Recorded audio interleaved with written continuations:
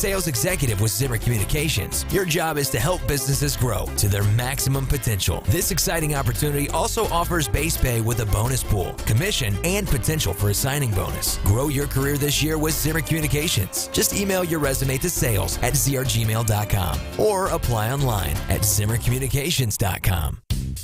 It was a summer afternoon, and Jen had just finished at the gym. And though she'd worked out, her ride home did not. Her hybrid had broken down on Highway 63. She popped the hood, and when she saw smoke swirling, she, like her car, blew a gasket. Then she called Tiger Towing, and they were there quicker than a 12-minute ab workout. Tiger Towing got to work, did the heavy lifting, and Jen cooled off in their air-conditioned cab. When you can't get going, call Tiger Towing, 573-449-3754, tigertowing.com. News, analysis, opinion. We're 93.9 The Eagle, KSSC, Fayette, Columbia, a free service of Zimmer Communications. It was a very sad night. I'm Dave Anthony, Fox News. A candlelight vigil in Uvalde, Texas. Hundreds mourning the 19 children and 2 teachers murdered in their classroom. Fox's Evan Brown is there. One family had 2 children in the classroom at Robb Elementary. Cody Duarte's cousin's daughter was a victim. It's just difficult. It's just difficult to think that, because we have children the same age, and it's difficult to think of his loss, of the loss that he's praising right now. But a sibling is giving the family cause to feel grateful amidst the pain. She was shot 5 times, and praise God that the doctors were able to save her life. Now, the 18-year-old gunman who'd posted a private message on Facebook that he was going to shoot up that school was killed by a Border Patrol agent. Governor Greg Abbott praised law enforcement's response. As horrible as what happened, it could have been worse. But some parents claim police were slow to move into the school. The father of one of the girls killed says he and others who rushed to the scene considered going in on their own.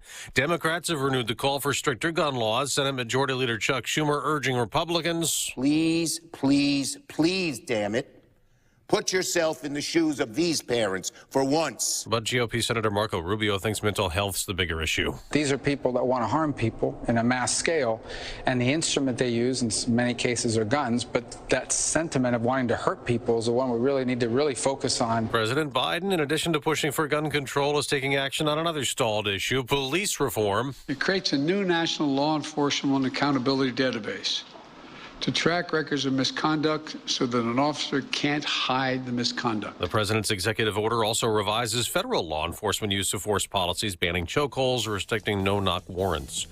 America's listening to Fox News.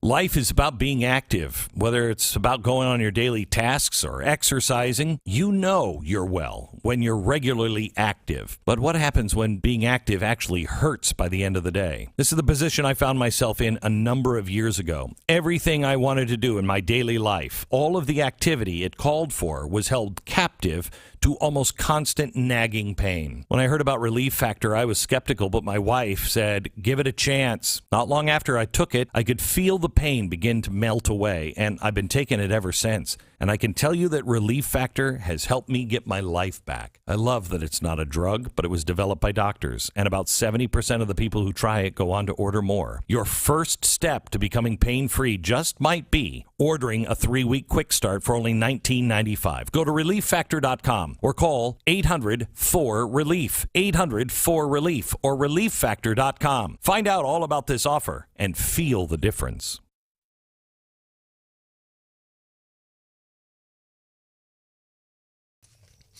.939 The Eagle News Time with Robinson's Cleaners. It is 6:03 in Robinson's Saves You Time. Right now, we are looking at a temperature of about 65 degrees coming up today. Should be another day of rain and then scattered storms and showers coming up tonight with a low near 55 degrees. Tomorrow, we finally start to dry out. Good morning, everyone, and begin this hour with breaking news.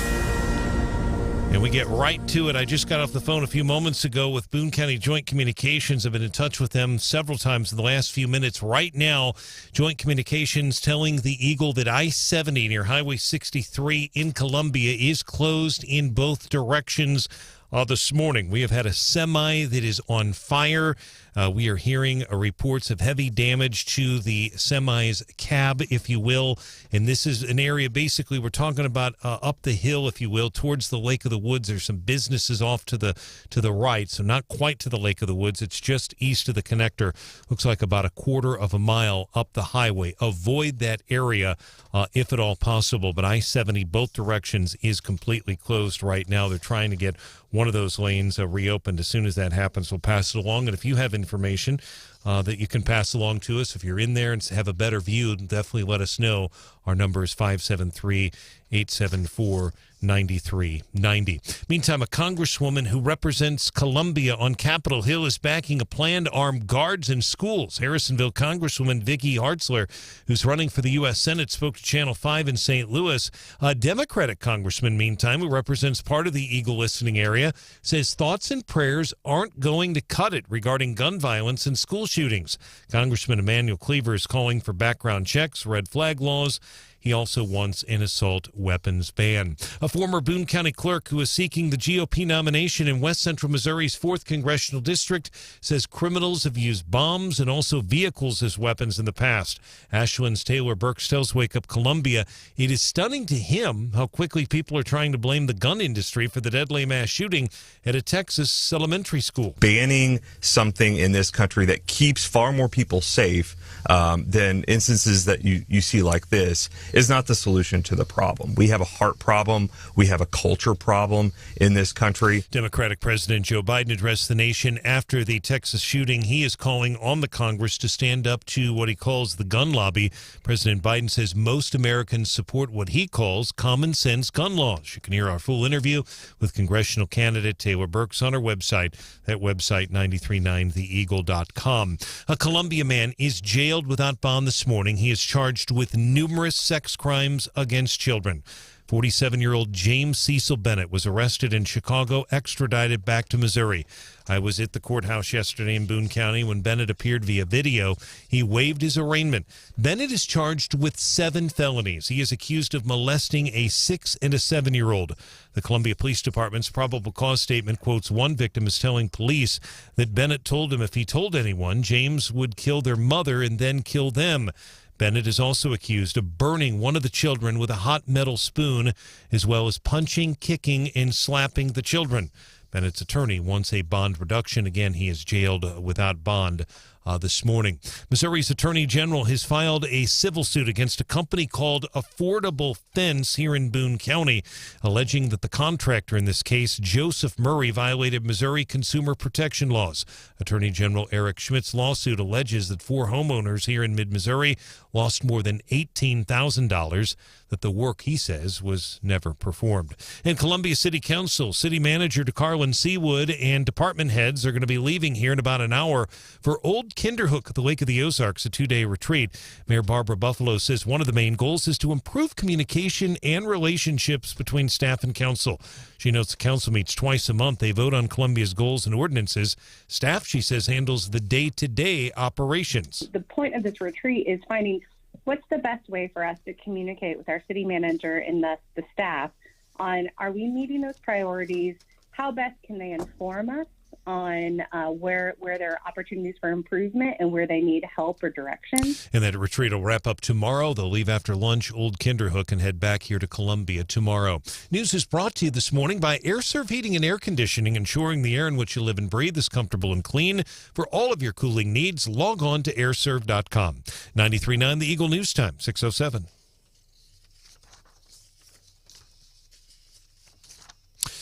Turning our attention now to sports. There's some similarities here. Obviously, different era, but there was a game that I know Branden will remember called the Monday Night Miracle. The Blues and the Calgary Flames, the old Checkerdome in St. Louis. Of course, this game was at Ball Arena, but some similarities in that the Blues essentially, many people thought they were done yesterday.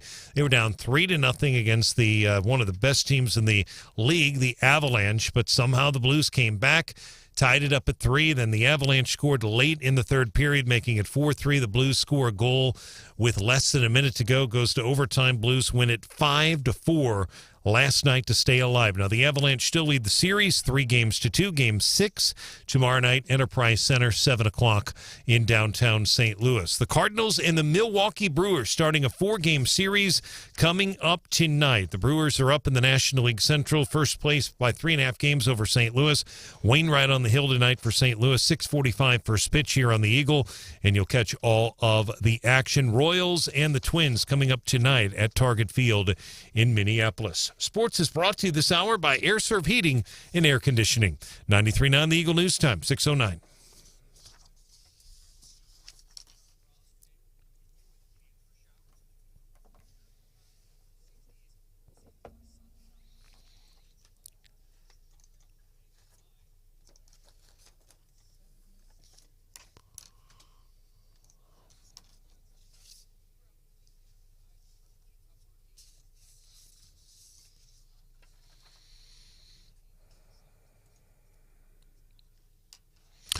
John, thanks. 58 degrees. And our traffic check with MidmoHires.com. Local companies looking for local people. Again, breaking news right now. There is a semi that is on fire, and they're trying to put it out on I-70 near Highway 63. That's probably the busiest area in Columbia, and it's on fire. We're not aware of any injuries right now, but that cab has major, major damage right now, and smoke has been billowing from that vehicle on fire. Many of you are stuck right now in traffic. I-70 is closed in both directions near the 63 connector. Avoid that area. We'll keep you posted if we hear anything else. If you see something, let us know. 874-9390. I'm Brian Hauswirth, 93.9 The Eagle.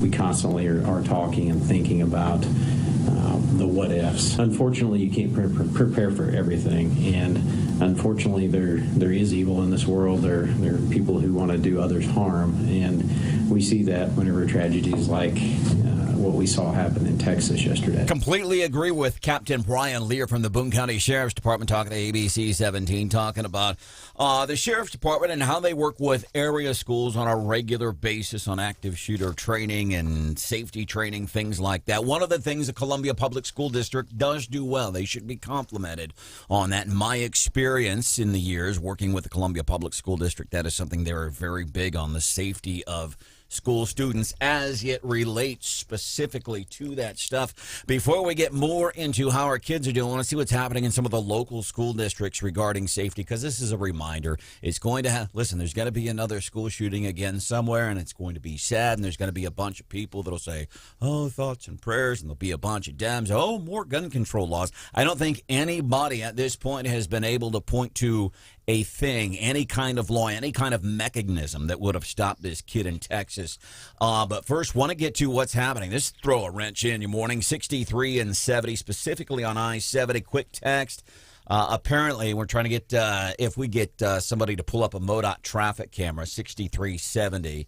But somebody said, Kevin says westbound lanes are open and one eastbound lane is open, but moving very slow. So if we get somebody to pull up a camera here in the studio, one of the interns or something, so we can see what's going on there. Okay, those cameras don't work. They're gone? Well, this guy says he's seeing one that works. Yeah, Kevin, send us the link. We'll find it. Yeah, it depends on what link he's looking at. But, yeah, I just spoke right before the newscast to Joint Communications, and it was still closed. Okay. So, I mean, this must have just happened. So, but what you're talking to officials, that's what they're telling you. Okay. Right before the newscast, yes. I mean, obviously. So, in the bottom line, even if it's open, it's going to be backed up. The bottom line, it's backed up. But I'm curious if he is out there and he has the safe ability, if the semi is still on fire, because it was as of a few, and that's going to cause people to slow down as they drive by this thing, obviously. But yeah, we'll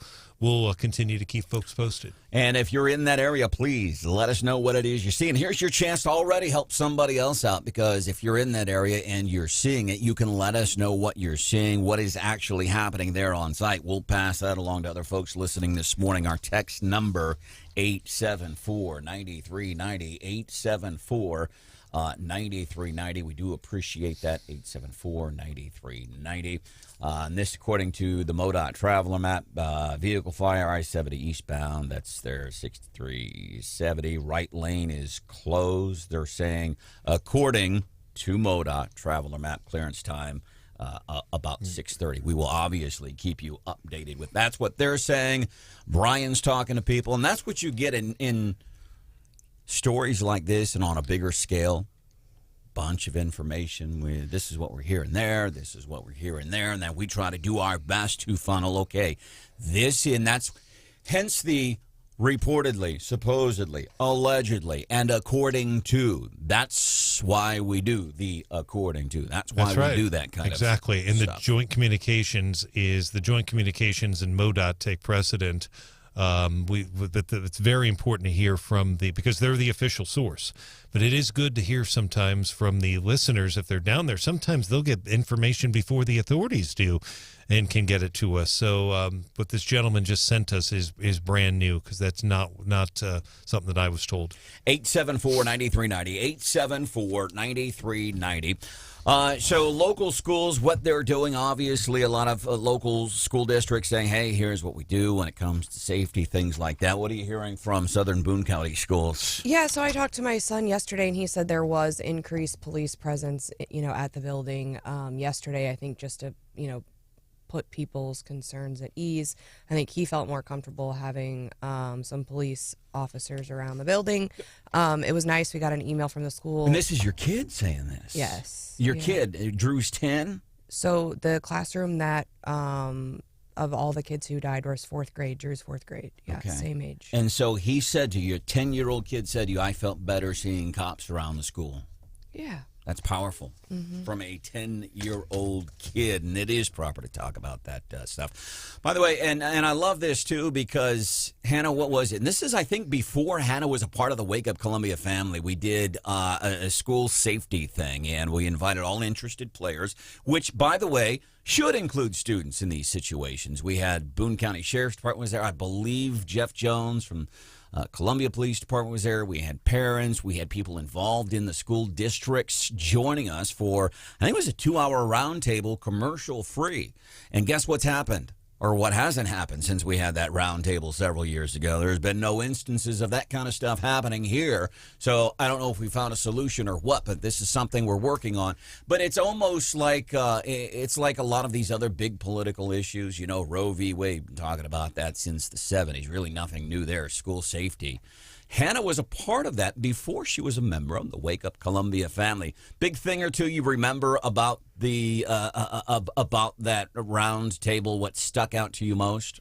So I was super nervous, and that was 4 years ago. So if that's what you remember the most, then that's what you remember the most. I will say I did get some emails in my position as alderwoman yesterday of concerned parents from the community, just saying like, hey, are we doing enough in the schools? Like, let's have a bigger conversation. I did see an email come through also from the superintendent just addressing that. I think we've had changes in the way that we handle school resource officers, not only in the ability to staff them, but fund them. And so I think there'll be a renewed effort to just be able to do that more consistently and provide a means going forward to put people at ease. The other thing that struck me was seeing, you see video of the kids taking part in active shooter drills, and that breaks my heart. But then I think back in my day, we did nuclear attack drills. I mean, as little kids, when we were in school, we were trained,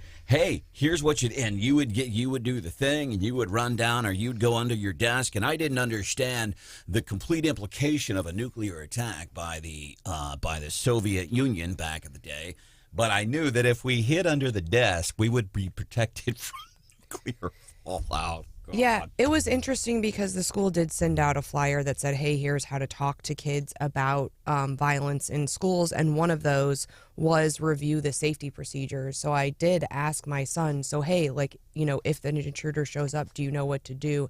And he went through a very detailed, long plan of, yes, first option is run, second option is hide and barricade. But as far as the running, well, he went through an elaborate thing of, well, if they're here, then we go here. And if they're here, then we go here. It was sad to hear him, to understand the depth by which they've walked through these procedures with them in one instance, but it was also reaffirming to me that they have talked about it and done it enough that he knew pretty much exactly what the plan was.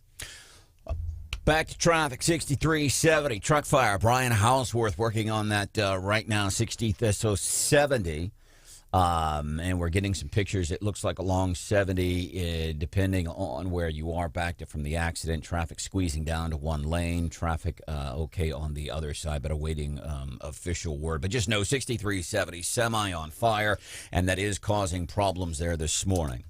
If you're a newer listener, if you're a regretful Biden voter, if you're new to maybe conservative ideas, people say, well, how long is it going to be before people make it political? And that's why it is important, number one, to talk about what is happening in our schools, what's happening in the Columbia Public School District, Southern Boone School District. Talk about what's happening, how we deal with it with kids, because that is the most important thing before you ever even try to think, well, how do we solve it?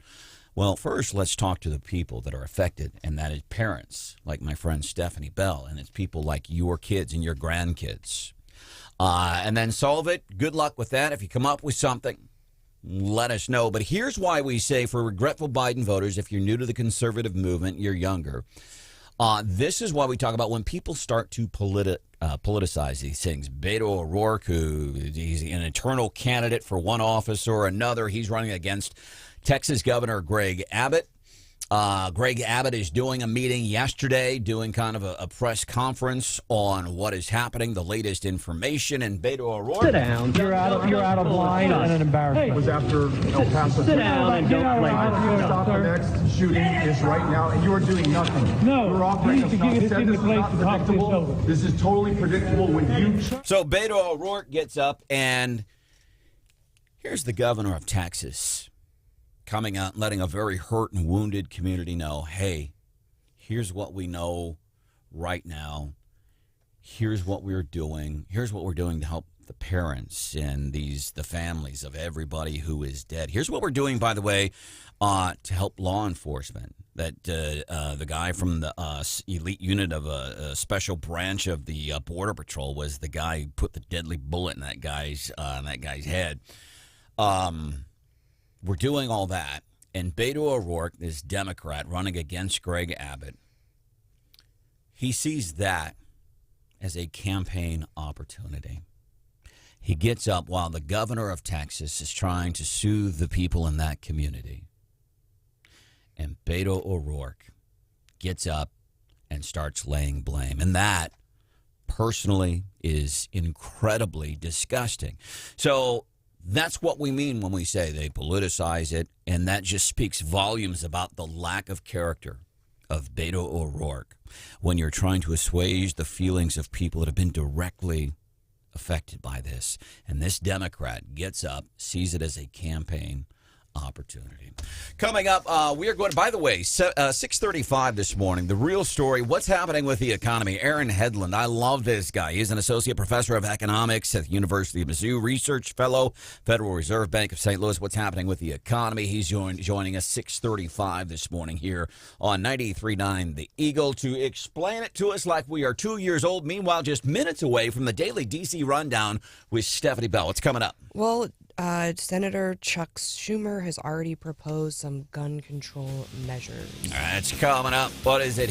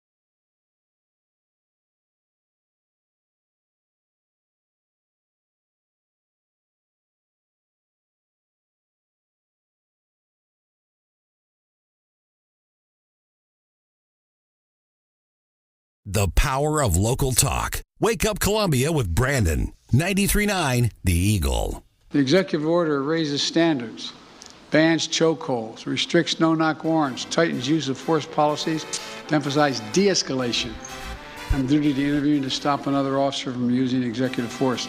Biden yesterday talking about this executive order regarding policing. By the way, officers in Texas tried de-escalating that situation.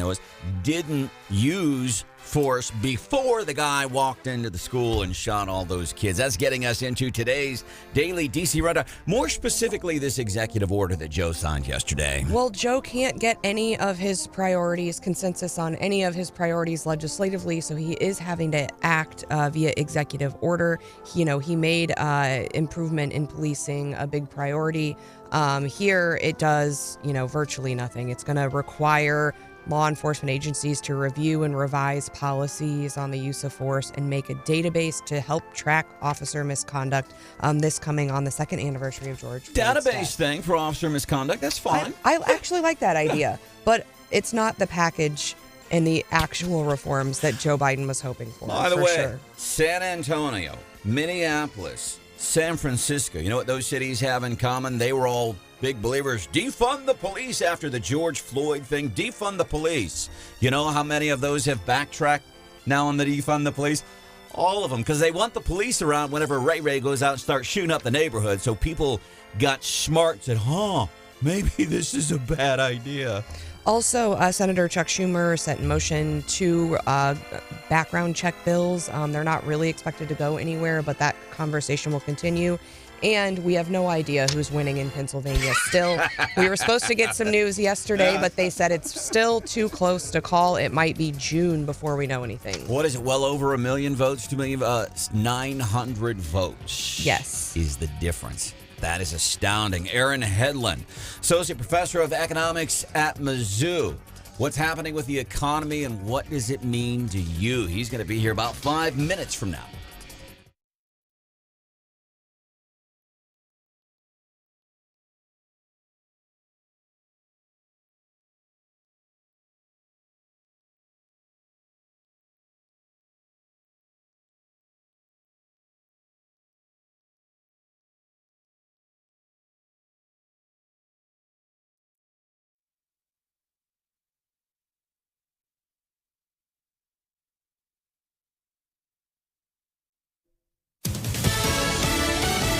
Fox News, I'm Chris Foster. There's been a vigil in Uvalde, Texas, and others in Austin and San Antonio for the 19 kids and 2 teachers shot and killed at their elementary school Tuesday.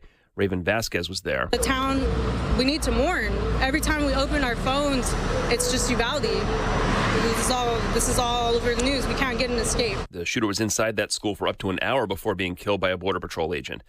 Closed Abbott baby formula plants due to reopen a week from Saturday in Michigan. It says the initial batches of its EleCare formulas will hit the market a few weeks later. EleCare is Abbott's specialty amino acid-based infant formulas for babies with allergic and digestive disorders. Production was put on hold in February after 4 babies became ill from bacterial infections from formula made at the facility. 2 of them died. Fox's Sue Guzman. More formula has arrived in the U.S. imported from Europe. America's listening to Fox News. And now award-winning local news coverage with Brian Hauswirth on 93.9 The Eagle. 93.9 The Eagle News Time with Robinson's Cleaners. Robinson saves you time. 86:31, 58 degrees. We do have some cloudy skies right now. Looks like we could be getting some heavy rain out the window to our west coming in and maybe to the north as well. Good morning. Here's some of the stories that we are working on for you this hour. A quick update right now on the situation on I-70 in Highway 63 here in Columbia. I just spoke to Joint Communications. I've also been in touch with the Missouri Highway Patrol. 1 lane right now of eastbound I-70 is open. The passing lane is the one that is open. The driving lane is closed. A semi has been on fire. Now, the westbound lanes are open now. However, at this time, it had been slow because people are slowing down to take a look at all the damage to this semi that has been on fire. So avoid that area if you can. But if you are going through there, It is open for the most part, but expect some delays this morning. A Cole County woman is caught with tens of thousands of dollars worth of methamphetamines in heroin. 33-year-old Tara Rapier was arrested after a raid at a home on Riverfront Drive Tuesday afternoon. Cole County deputies and Mustang Drug Task Force officers seized 2 pounds of meth, heroin, and thousands of dollars in cash. They also found a rifle and a bulletproof vest. Rapier charged with drug possession and trafficking along with firearms charges. John Marsh, 93.9, The Eagle. The Columbia man charged with 7 felonies for sex crimes against children still jailed without bond this morning. He is James Bennett. And Columbia City Council, Mayor Buffalo, and department heads will be leaving in about a half-hour retreat at the Lake of the Ozarks. News brought to you by MidAmericaMortgage.us, 633.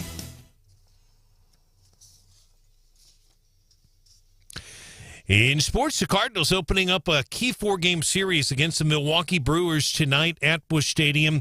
Brewers are in first place, 3.5-game lead over St. Louis in the National League Central.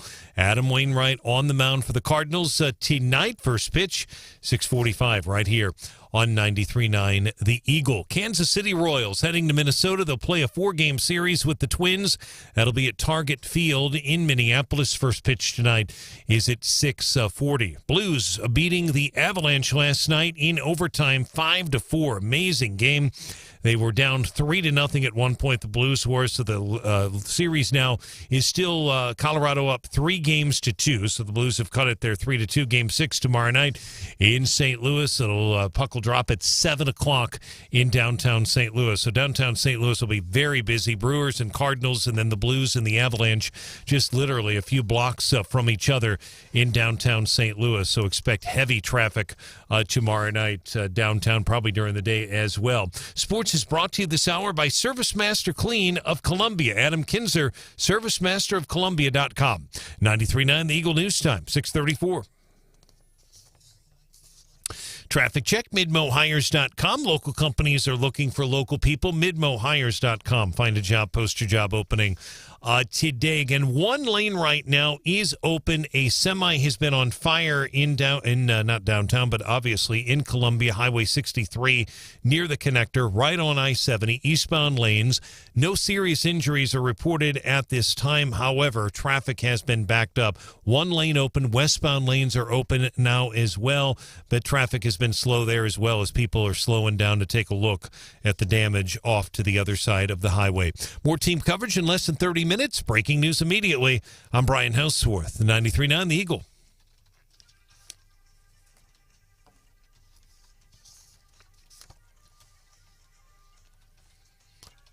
The radio station, 93.9 The Eagle. The show, Wake Up Columbia, with Branden Rathert, Stephanie Bell, Brian Hauswirth, and Hannah the producer, giving you news, analysis, and opinion. In my state, there are people going to food banks that have never gone to food banks before. I mean, this is record gas prices day after day after day. Senator Rick Scott, Florida, saying it's bad. We know it's bad. Here, we know what gas prices are. We've heard about folks here using the food bank that we work with every single year during our big fight against hunger food drive right before the holidays. So we know what it's like. People are utilizing that food bank. People making life-changing decisions at the gas pump. I'm now using my credit card to buy gas. I'm deferring. I want this gas now, but I don't want to pay for it right now. I'm deferring the payment on my gasoline. People making life-changing decisions. Energy is going up. Diesel, truckers, everything is going up because guess what? When the semis are delivering goods to the grocery stores or delivering anything from farm to table, their gas prices go up. They've got to raise prices. Then guess what? The farmers, they have to raise their prices. Grocery stores raising their prices. We know it's bad. The best person I know to talk about this, and here's why I love Aaron Hedlund, the Associate Professor of Economics at the University of Missoula, also a research fellow, the Federal Reserve Bank. People all across the country seek out this guy who lives here in the heart of Missouri. Seek this guy out for his thoughts on the economy. But I love him because he explains it to us like we are 2 years old. And Aaron, I say that because we've learned here over the past several weeks, we're getting a lot of new, younger listeners. We're getting a lot of regretful Biden voters that are left and right tuning into Wake Up Columbia on 93.9 The Eagle saying, Okay, help me understand these things. So that's your assignment this morning. Like, we're 2 years old. What is happening with the economy right now? Why is everything so expensive? Well, let me take a stab at it. So, and we like him because he's got a sense of humor, too. Yeah, it's a big issue, and it's hurting everybody. I mean, if you're talking about the causes of the inflation, I think it's really twofold. And it goes back to 2021. We basically entered 2021 recovering from the pandemic. The economy, by that point, was actually in a pretty good position. Mm-hmm. And then the Biden administration just basically dumped trillions of dollars of unnecessary stimulus onto the economy. Okay. And that meant basically demand went way up. And at the same time, some of those policies actively discouraged people from working. So you basically have less supply, more demand. That drives up prices. It's simple economics 101. So when you tell this story today, you're hearing this. You hear it. Hey, here's an associate professor of economics with tenure at the University of Mizzou. He is a research fellow at the Federal Reserve Bank of St. Louis. He's actually in Washington, D.C. this morning doing very important work. You tell your friends today. I heard Aaron Hedlund on 93.9 The Eagle, Wake Up Columbia, saying, January 20th, 2021, here's what Joe did. That's why you are paying more for gasoline. That's why you are paying more for food. That's why you're paying more for energy. So then my next question, do you see, from what you know, do you see any kind of hope that you could offer our listener this morning? Yes and no. I mean, so let me start with the bad news. The bad news is that the federal government has no plan to get out of this. I actually just saw a couple days ago that an Assistant Treasury Secretary for Economic Policy went out there and said, we're doing all that we can. I mean, he literally said that on Twitter, and I'm thinking, holy cow, no, you're not. There's a lot of things you could be doing. The Biden administration itself seems to see this as a PR war than an actual problem to be solved. They're coming up with slogans like the Putin price hike and blaming it on greedy corporations while ignoring the fact that inflation was low until March of 2021 when they passed their big stimulus policy. So they could absolutely be doing more. But in the absence of their action, there is the Federal Reserve. And the Federal Reserve has been basically using the credit card to kind of pay for gas later on. I'm thinking, well, that's exactly what the federal government's doing. So the outlook is basically the Congressional Budget Office. They're like the official scorekeepers for the federal government in terms of looking at spending and taxes and economic effects. And they look at what do they think is going to happen over the next 10 years. And for one thing, they say that the amount of debt held by the public is going to rise it's going to almost double from now over the next 10 years. And a lot of the increase in spending, that means big deficits, is actually just interest on the debt. In fact, in 2029, we're going to be spending more money on debt service than we will be on national defense. So there are some major fiscal imbalances that need to be dealt with. Professor, thanks so much for joining us. And there's a lot of different aspects here. I want to ask about specifically the food prices because USDA has come out with their May 22 forecast, and it's even higher than the one in April. And what they're saying is that food prices at home, in other words, if you eat at home, predicted to increase between 7 and 8% this year. They're saying food away from home, essentially restaurant purchases, predicted to increase between 6 and 7%. So it's actually going to be more expensive to eat at the grocery store, if you will, and take it home than it is at restaurants, both going up. What kind of impact is that having on people? And do you think they're using their credit cards to buy their groceries now based on what you just said? Is that what they're doing, or how are they affording this? It's putting people in a tight spot because wages are not keeping up with inflation. So really purchasing power is eroding month after month after month. And I estimate that so far that's over a $1,300 inflation tax. That's the reduced purchasing power per worker over the past year or so. So it's really hitting people hard. And the thing with inflation is that it's actually disproportionately harmful to lower income people, and especially think about this. I mean, seniors on fixed incomes. If you're getting a pension that for many people does not have much of an adjustment to cost of living, you're getting a permanent pay cut, and many seniors can't do anything about it. It's not like they can go work more or anything like that. So the human toll is very noticeable. As a matter of, and here's, I think, an example kind of that. City of Columbia employees just, I can't remember, it was the last week, almost 2 weeks ago, got a 3% pay raise. Well, guess what? Inflation is almost 8%. You're losing 5%. You are not getting a pay raise. Aaron, I want to ask you this. Personally, you're associate professor. Your brilliance as it relates to the economy is sought by experts all across the United States of America. What are you doing in your household? Like, what one thing that you've had to now do differently because of what's happened since January 20th of 2021?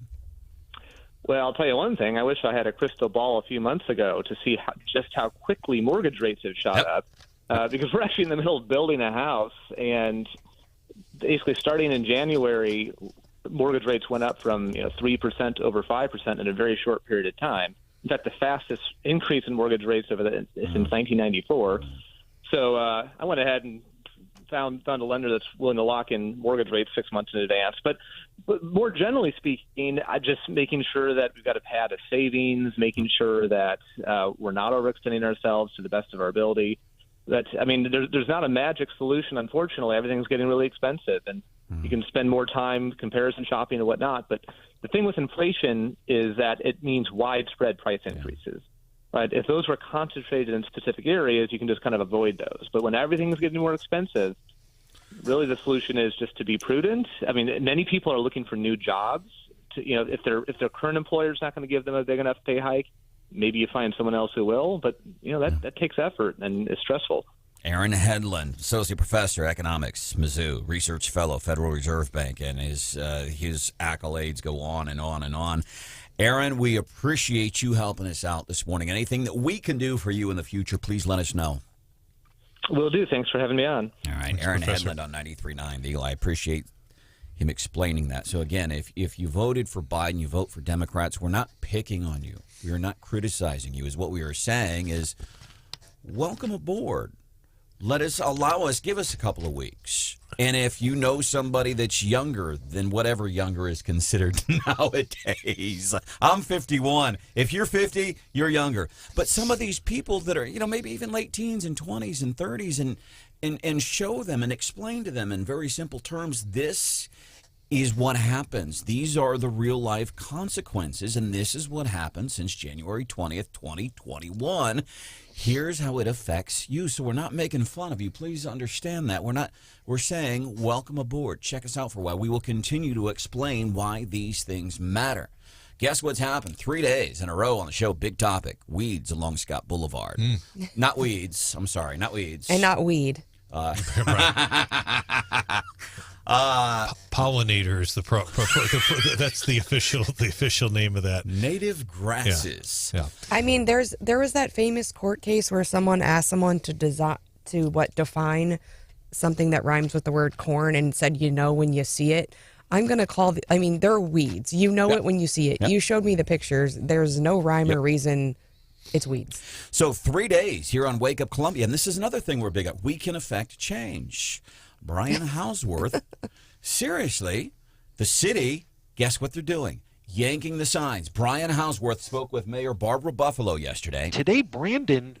Wait, so what did you blame it on me? No. I was He's like a little brother. Well, Branden said. No, I was talking about the show and the callers. Right. Yeah, exactly. And she gave some good information. As a matter of fact, I want to highlight what she had to say and what people have done by taking part, whether it's calling a local radio station and because they're hearing it in the city. Am I accurate there? Absolutely, yeah. So, and also, it's on their Facebook page. They have a Facebook page as well. So they are hearing it, and people have been calling the city as we've been covering this for 3 days here on Wake Up Columbia. Changes are happening. That's what we're talking about when we're affecting change. Remember when we used to do the Dolpment of the Day, dumb people in the news doing dumb things? And you know why we quit doing that? Because there's so many dumb people, we don't have enough time to cover it all. Yeah. And now there's a local story. I'm like, we should bring that back, but we're probably not going to. Local story that would make a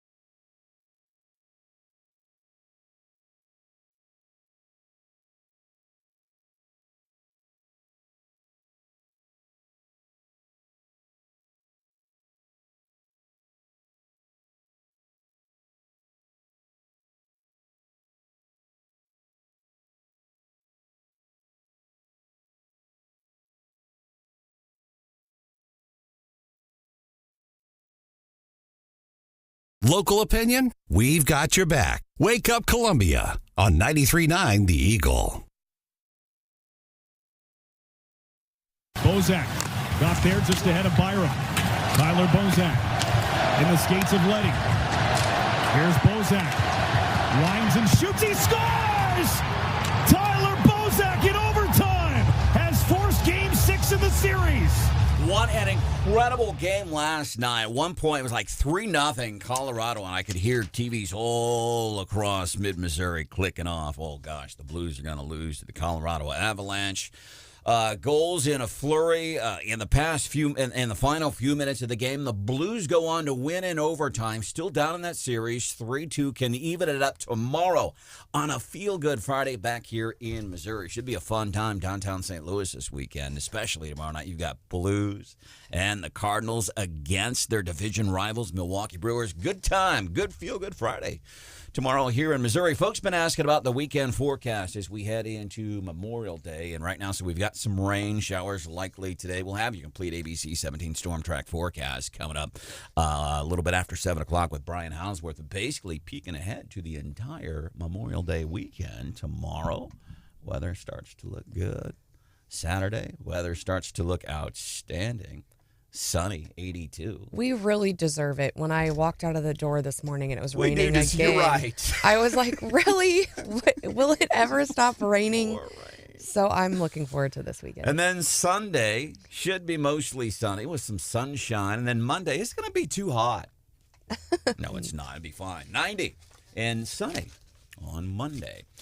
Memorial Day weekend. Welcome into the show. Stephanie, Hannah, Brian Hauswirth. My name is Branden Rathert. Coming up, 7:35 this morning, State Senator Rick Brattin running for that 4th Congressional District seat currently held by Congresswoman Vicky Hartzler. He's going to be joining us 7:35. Also, 7:10. So last week we had the first real substantial, credible polling, for what it's worth, that shows Eric Greitens winning the GOP primary, beating Schmidt, beating Hartzler, McCloskey, anybody else. Well, there's some new polling out this morning that we are going to unveil coming up at 7:10.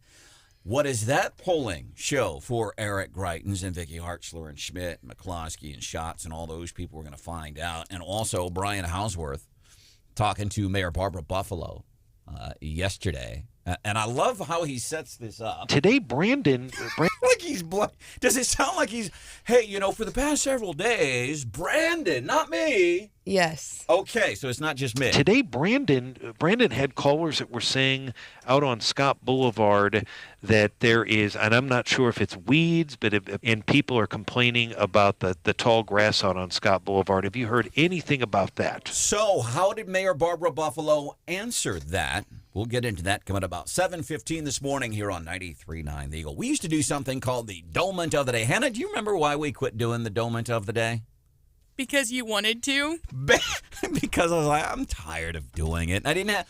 Well, the thing was, and people would, like, if we ran it at the wrong time, people would freak out. Oh, I thought it was almost 7 o'clock because I heard the Dolment of the Day. And I just lost interest. And if I'm not interested in it, I won't be passionate about it. And I can't feign passion sometimes. Well, and you also ran out of time to do it on an almost daily basis. No. And then you're trying to squeeze it into 20 seconds.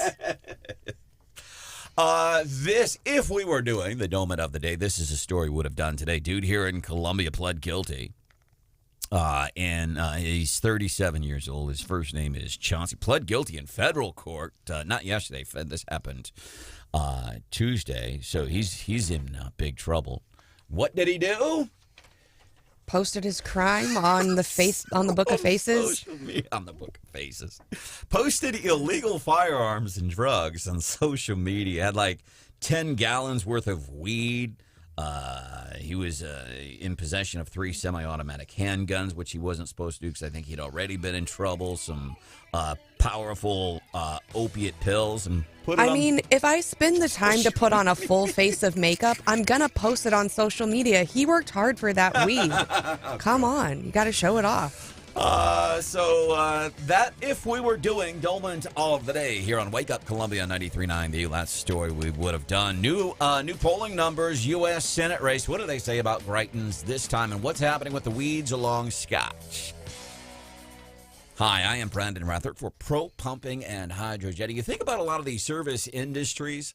Like I recently had some work done to my car, not mechanical work. This is the moonroof. And the parts, I'm not kidding. I think the parts were like $25. The labor, total bill $300 for a $24 part.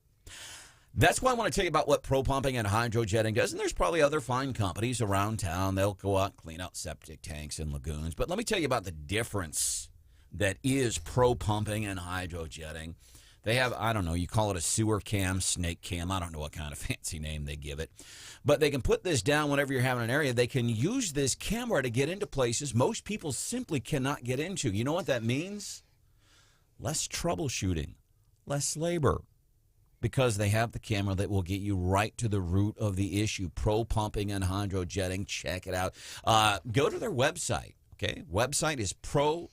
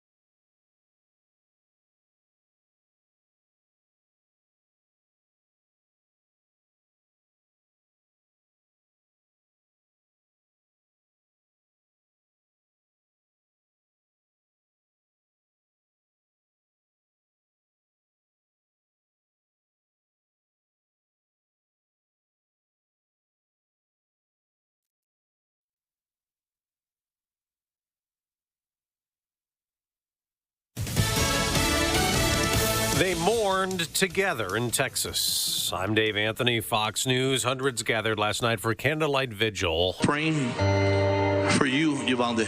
Where 19 kids and their 2 teachers were murdered in a classroom. Not much that we could say to the ones that have been, personally affected by it, but just to show them that we're here and we hear them and they're not alone. Now, the 18-year-old gunman who shot and wounded his grandmother before going to the school was shot dead by a Border Patrol agent who joined a large law enforcement presence. Zavala County Sheriff Eusebio Salinas tells Fox. My officer, a sergeant, was responding from his home. He has a child at that school, and he was very fortunate that his child was safe. Well, the gunman was in the school for up to an hour and had shot at police from inside. Some parents are critical officers didn't go in sooner. A father of one of the children killed says he and others who rushed there considered going in themselves. There's a renewed call for gun control. House Democrats plan a vote early next month on a national red flag law designed to limit firearms for mental health concerns. And Senate Majority Leader Chuck Schumer says he'll call a vote on House-passed legislation. The American people are tired of moments of silence, tired of the kind words offering thoughts and prayers. Previous attempts to expand background checks have stalled in the 50-50 divided Senate. Fox's Jared Halpern. President Biden's taken action on another issue stalled in Congress, police reform. He issued an executive order for federal law enforcement. The executive order raises standards, bans chokeholds, restricts no-knock warrants, tightens use of force policies to emphasize de-escalation. It also mandates body cams on patrol. He issued the order 2 years to the day since George Floyd's much protested death in Minneapolis. The intersection where it happened was renamed yesterday Floyd Square. The officer who kneeled on his neck is now in prison, a murder convict. America's listening to Fox News. If you're living with aches and pains, especially if they're frequent and nagging and relentless, I want you to take a moment and think back to the last time you really felt good. Can you even remember what it felt like? Now, here's even a more important question. What would you give to go back to feeling like that again? Maybe it would just be nice to take a stroll with your loved one or play with your grandchildren. I've suffered from persistent, crippling pain almost all the time for about 5 years. When I started taking Relief Factor, I took it because my wife made me start taking it. I didn't think it would work for me. me. Yet here I am today, virtually pain-free, doing the things I love to do, all thanks to my wonderful wife and Relief Factor. I love that it's not a drug, but it was developed by doctors, and about 70% of the people who try it go on to order more. Are you part of that 70% that can get your life back? Your first step to becoming pain-free just might be to order the 3-week quick start for only $19.95. Go to relieffactor.com or call 800-4RELIEF. Find out more about this offer. Feel the difference. relieffactor.com.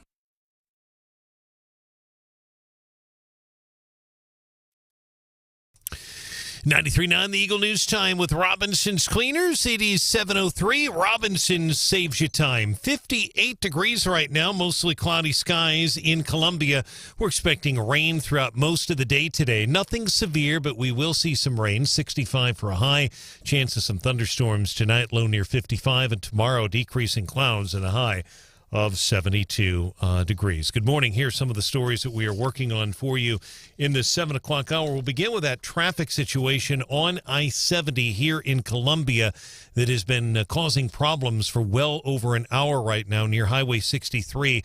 Our news partner, ABC 17's Molly Staunoga, is reporting from her crew on scene that passing lane has reopened right now. Apparently, it has just reopened the passing lane on I-70 eastbound. That means both of them are open right now. The westbound lanes have been open for about 45 minutes, but again, it has been a little slow going. There was smoke that was billowing from the semi that was on fire, so you may see people slowing down as they approach that, coming up that hill. This is about a quarter of a mile from the connector heading towards the Lake of the Woods exit, I-70 and Highway 63, but all the lanes right now are open. No serious injuries are reported at this hour.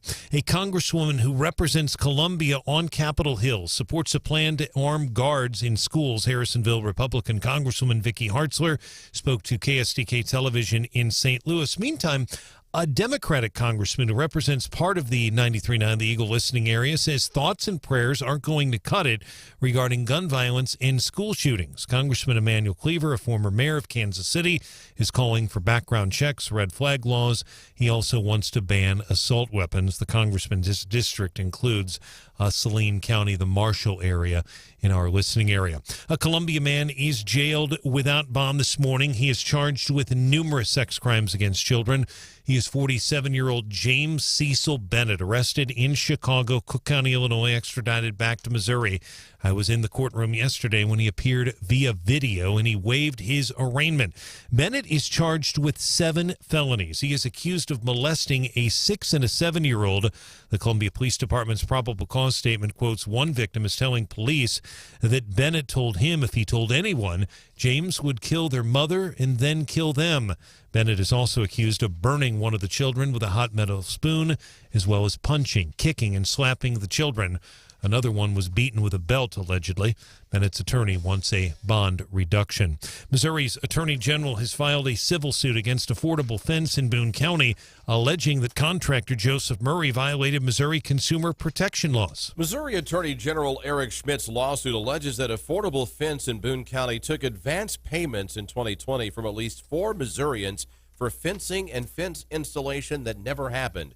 Schmidt says those 4 homeowners lost more than $18,000. Anyone who believes they've been a victim of a construction scam should file a complaint with the Attorney General's office. Don Luzader, 93.9 The Eagle. Don, thank you. Former Boone County Clerk Taylor Burks is going to be moving from Ashland to some property in northern Boone County that his family owns. So his residence would be located in the new 4th Congressional District in west central Missouri. Those boundaries just changed within the last few weeks because of state law being changed. Burks, who is seeking the 4th District GOP nomination, says the district boundaries changed because of dysfunction in the Missouri Senate. I've temporarily relocated my residence, already moved my voter registration, and then family, I'm not going to drag the boys out of school mid-year. New map splits Columbia and Boone County into 2 districts. You can hear our full Wake Up Columbia interview with Mr. Burks on our website, 939theeagle.com. In Columbia's council, City Manager Seawood and most department heads are about ready to leave City Hall here in a few moments in downtown Columbia. They're going to be heading to Old Kinderhook at the Lake of the Ozarks for a 2-day retreat. Mayor Barbara Buffalo tells me one of the main goals is to improve communications as well as relationships between staff and the council. Council members will share information about their their respective ward today. Small group discussions are also planned. Another thing they'll talk about today is the definition of equity. What is equity? That's something they'll talk about. The retreat being held at Camdenton's Old Kinderhook. News is brought to you this morning by the Candy Factory in downtown Columbia. Find them online, thecandyfactoryonline.com. 93.9 The Eagle News Time, 7:07.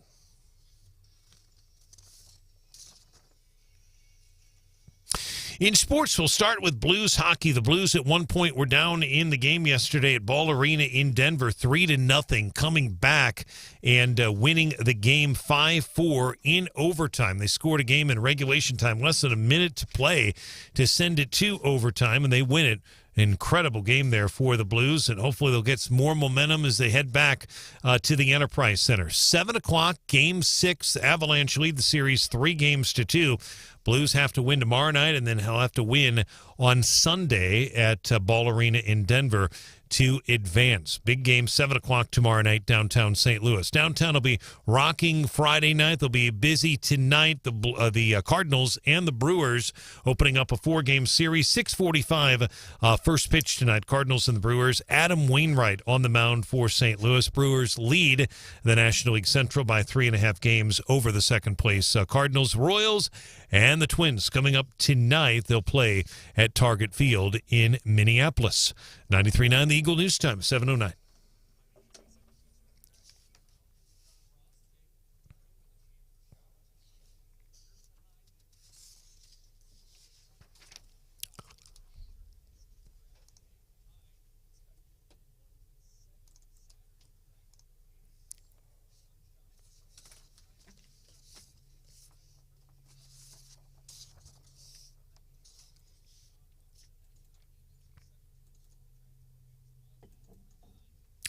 Partly cloudy skies. It's 58 degrees.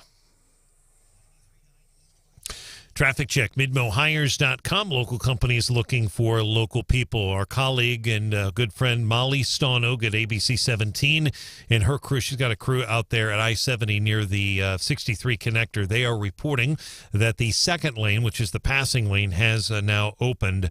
The driving lane has opened as well on I-70 right now, eastbound on Highway 63. One lane had been shut down, the other one had been closed, but apparently they're both open right now. But again, traffic will still be slow because there's a tractor trailer they're going to have to remove from the side of the road. Another update, bottom of the hour, breaking news immediately. I'm Brian Hauswirth, 93.9 The Eagle.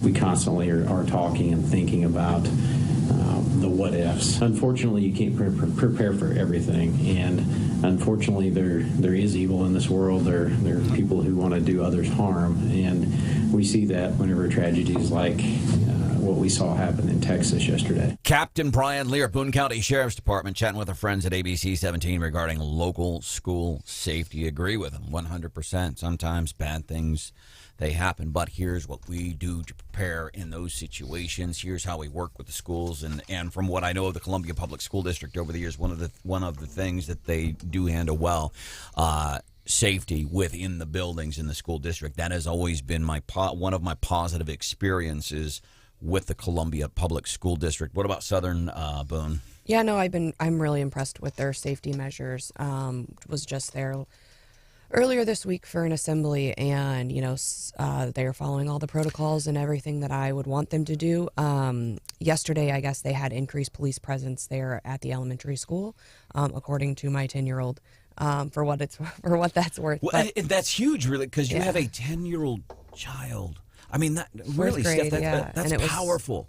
Yeah, and he knew exactly what had happened, and they had talked about it, and he knew that the police were there because of the school shooting, and he said, it made him feel better that they were there that yesterday.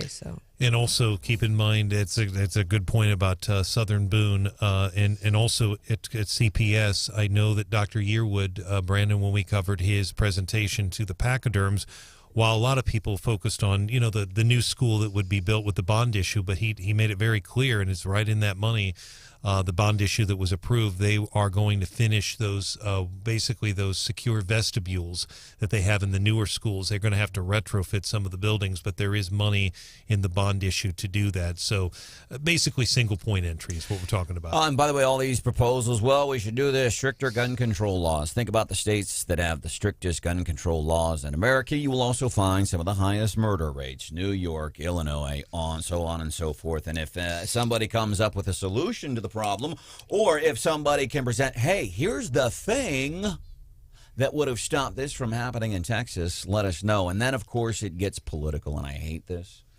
Beto O'Rourke, who's eternally running for something.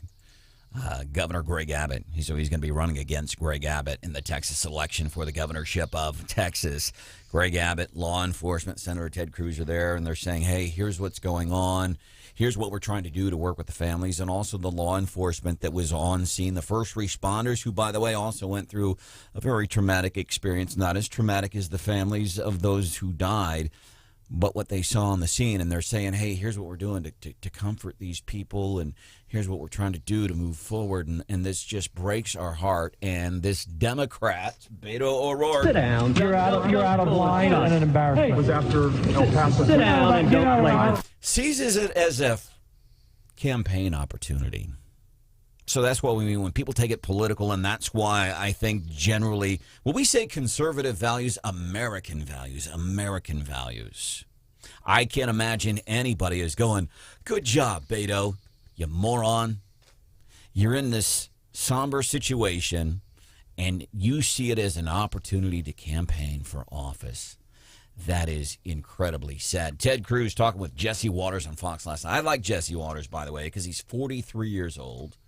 And he's one of those, I say, that's younger, that's hopefully turning more younger people on to what conservatism is and Americanism is. Ted Cruz on his show last night. I was shocked. We were going through a briefing, listening to law enforcement about precisely what had happened, about what the next steps were, and it was disgusting. He strode to the front of the room and tried to turn it into a political rally. And I guess his campaign is flailing. He's going to lose. And Ted Cruz is right. Tried to turn this very somber situation and this incredibly narcissistic, selfish, egotistical jackass gets up and wants to make it a campaign event. No consideration of the feeling of the families, no consideration for the first responders that were on scene, and then it gets even better. The mayor of Uvalde, he turned to Beto, he said, you're a sick son of a bitch. Yeah. Because to take something, you've got grieving families. And you know how it goes. 874-9390, 874-9390. Tiffany, welcome to the show. What can we do for you? Hi. So you were just talking about the police being added to the schools. I think that could be something so much better than just protecting our students and our kids, because one, these police officers are going to build a relationship with these kids. Yep, and you're right, Tiffany, and that's the thing why I'm flabbergasted when these parents in some high schools, well, we don't want the police there because they scare black people. No, exactly what Tiffany is saying right now on 93.9 Eagle on Wake Up Columbia. That's the benefit of it. Yeah, and this whole ordeal is so crazy. I mean, we have a school shooting, and then we are praying for the families for 6 months. Yep. And what happens after 6 months? Yeah, there's another one. Tiffany, let me ask you this. Do you have school-age children? My son is 5 years old, and I have a 2-year-old as well. But my 5-year-old was in the kitchen whenever this breaking news happened. And we are gun users. We hunt, we target, shoot, practice, all of that stuff. Good. And my son was like, did his mommy and daddy not teach him how to use a gun? Did he not teach? My 5-year-old son asked me why this 18-year-old boy shot all of these students, and he's so sad about it. Why am I teaching my kids to do right and nobody else is doing that? It brings up so many other doors. It opens up so many other doors. Tiffany, it sounds like it's something that you're very passionate about, and kudos to you for for having these intelligent conversations with your 5-year-old son. Final question. I'm not trying to be rude. Let me ask you this. How old are you? I'm 30 years old. 30 years old. Are you are you a relatively newer listener to Wake Up Columbia? Have you always been a lifelong conservative? I've really just stayed out of politics, and just all of this new things happening with like the president and stuff. I was like, you know what?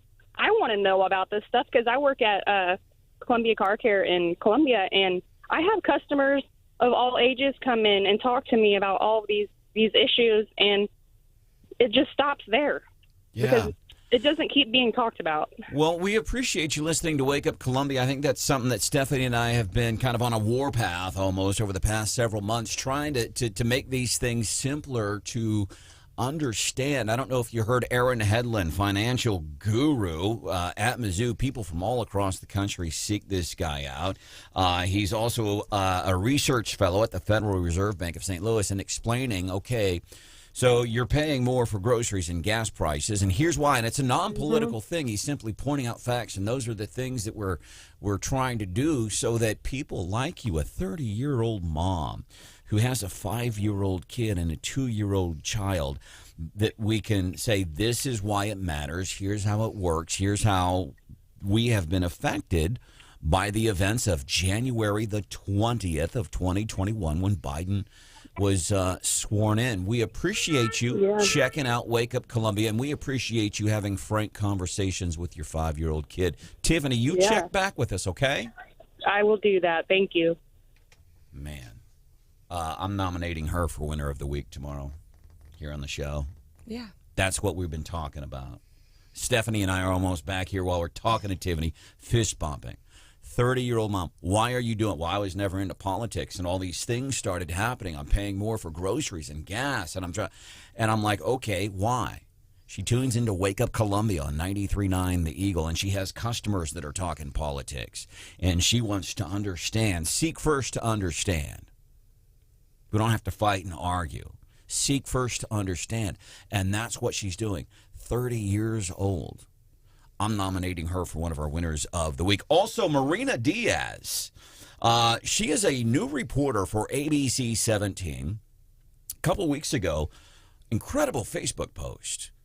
She is a TV journalist, a broadcast journalist who has overcome. She failed her first broadcasting class. She has a lisp and a stutter.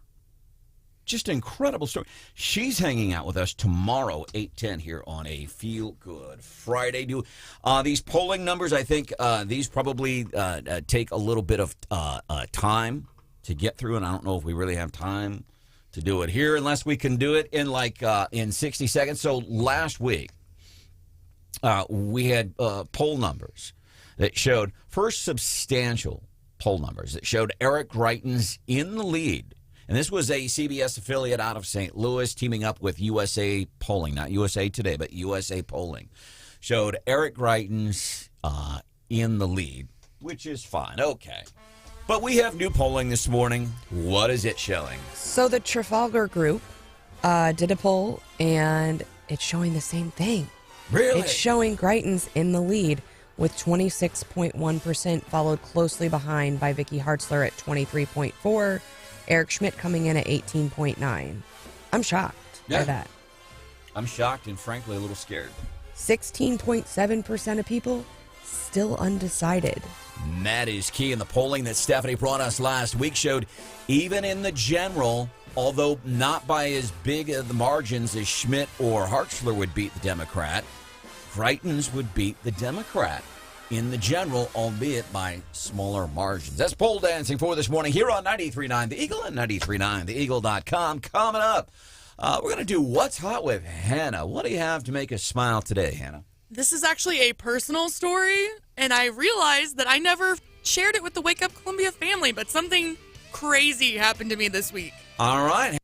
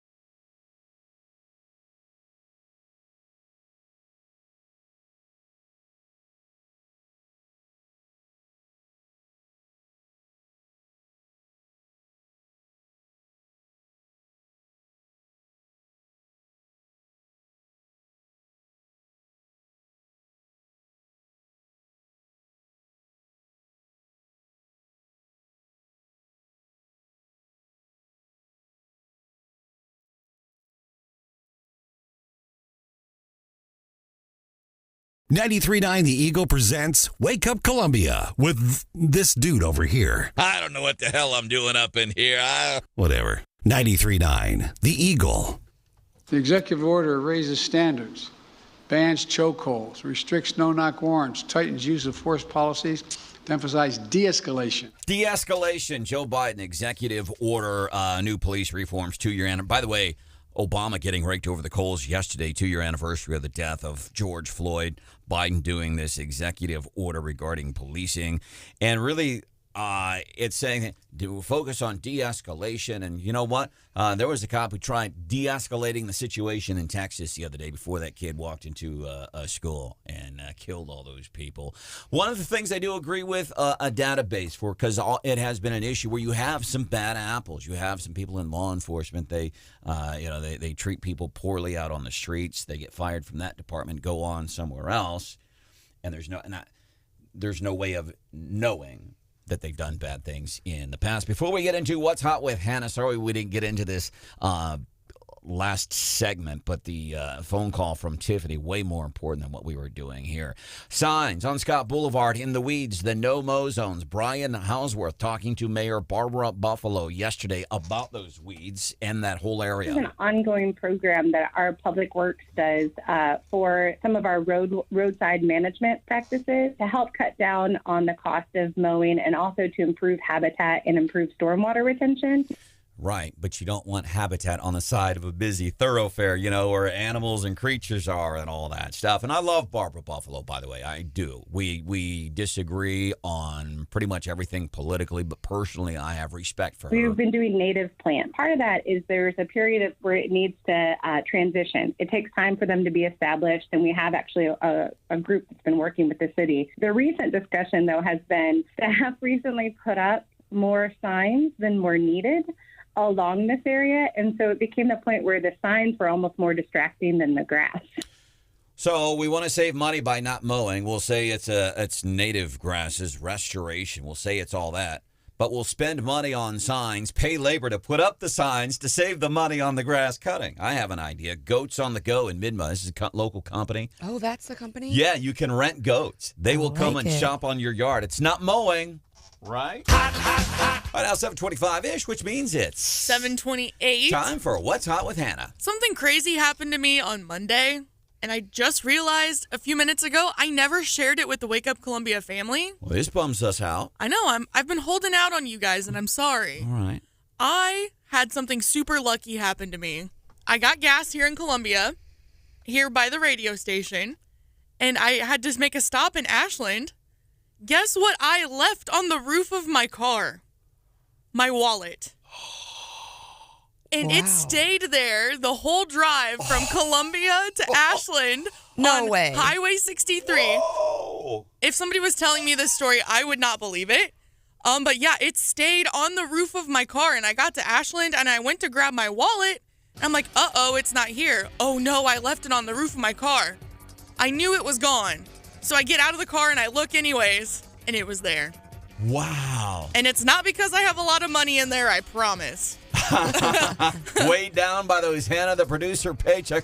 What a great story. Yeah, I was like, I need to go buy a lottery ticket right now. You should. Rick Brattin, state senator, running for the 4th Congressional District seat. Hear his story coming up 5 minutes from now.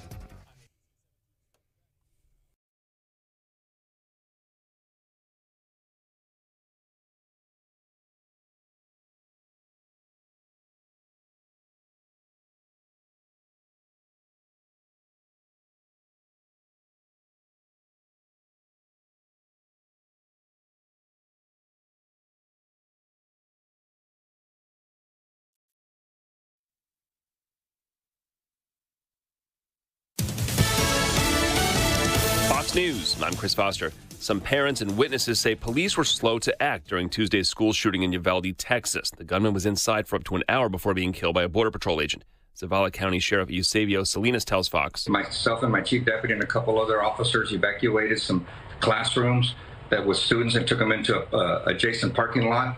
And then from there, the teams went in, and that's what I can tell you. 19 children and 2 teachers died.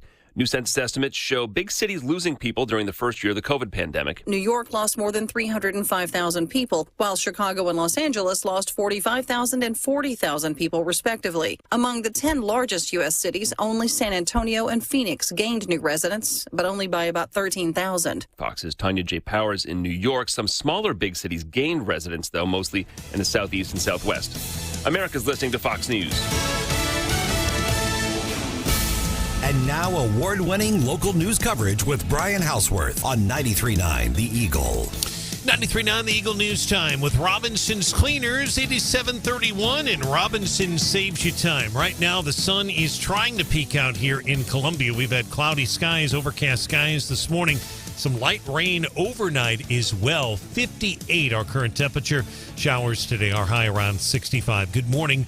I'm Brian Hauswirth. A Democratic congressman who represents part of the 93.9 The Eagle listening area says thoughts and prayers won't cut it regarding gun violence and school shootings. Former Kansas City Mayor Congressman Emanuel Cleaver, a Democrat, is calling for background checks.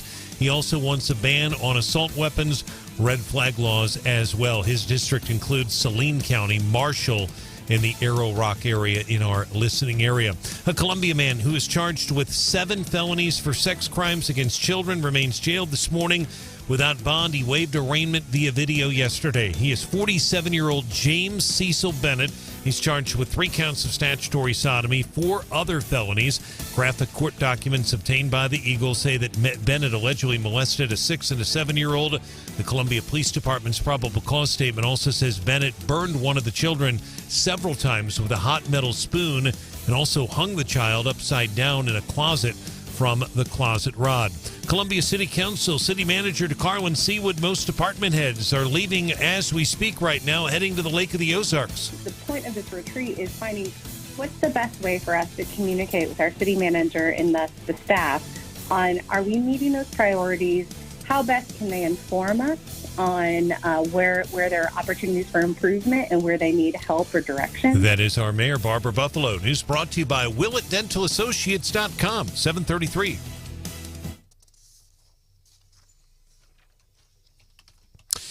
In sports, we will start this hour with the Cardinal baseball team as they open up a 4-game series tonight against the Milwaukee Brewers at Busch Stadium. Brewers are in first place, 3.5-game lead over the St. Louis Cardinals in the NL Central. Wainwright on the mound for the Cardinals tonight. First pitch, 6:45, right here on 93.9 The Eagle. The Kansas City Royals head to Minnesota. They'll play a 4-game series with the Twins. They'll start tonight, 6:40 at Target Field in Minneapolis. And in hockey, the Blues live to play another game, and they hope to make it a couple of more as the Blues beat the Colorado Avalanche 5-4 last night in overtime, down 3-0 in the game, and they come back and score the game-tying goal with about a minute to play in the game, win it in overtime. So the Blues down 3-2, Game 6 tomorrow night, St. Louis, 7 o'clock. The puck will drop at the Enterprise Center. Traffic will be heavy downtown. Cardinals-Brewers tomorrow night in this hockey playoff game as well. If you're heading there, be prepared for traffic. Sports also brought to you by WillettDentalAssociates.com. Our news time is 7:34. Traffic check with MidmoHires.com. Local companies are looking for local people. MidmoHires.com to find a job or post your job opening today. I-70 and 63, that area has reopened a little bit back to normal right now. They're still trying to remove the tractor trailer that sustained heavy damage, fire damage. That thing was on fire for about 25 minutes, smoke billowing into the air. You could see it for miles away. And at one point, both sides of the interstate were shut down. That has reopened, but you'll see some of the tow trucks on the side of the road as they're going to have to get that thing cleared and get that off the side of the highway. If you want to report a traffic issue, give us a call or a text, 573-874-9390. More team coverage in less than 30 minutes. We have breaking news immediately. A live interview with Missouri congressional candidate State Senator Rick Brattin comes your way next. I'm Brian Hauswirth, 93.9 The Eagle.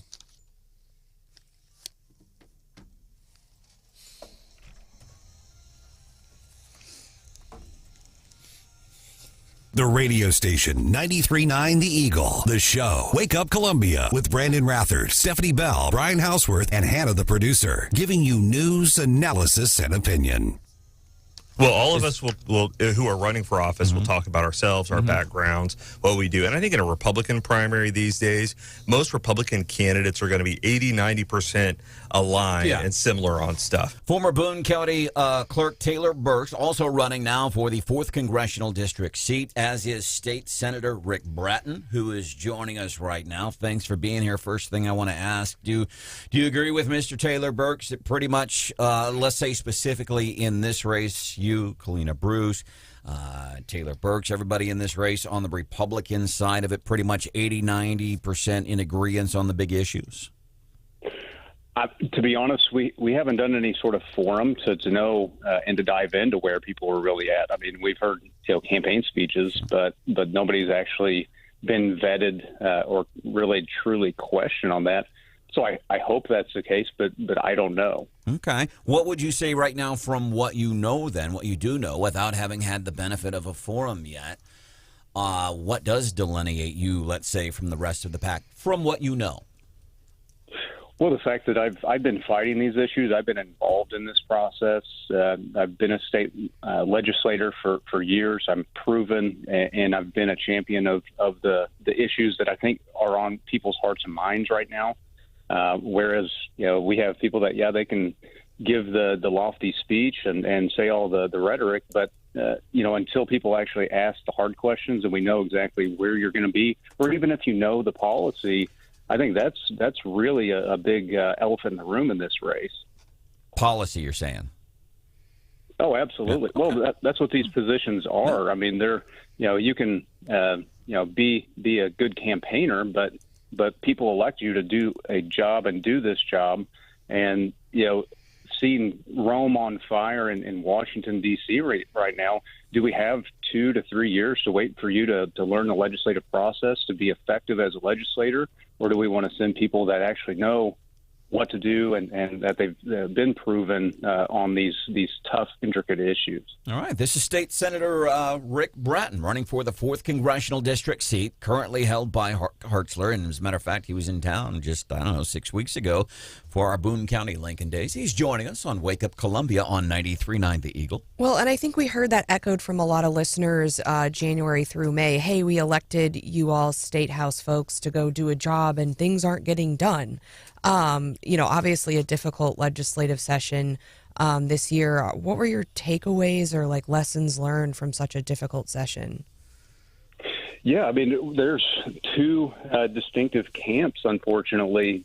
We had ones that were wanting, and I ascribe to be of that camp, wanting to get, the difficult things like the CRT, Parents' Bill of Rights, all this sort of nonsense going on across the state and nation, get those done, because that's what, when you go to the Lincoln Days, this is what people are clamoring for us to do. Unfortunately, the legislature is bringing up, food stamp, fast food stamp bills and all these other things that are for the lobby corps. And it created a huge fight within the Republican ranks of, we were elected to do these things, and here we're not doing these things.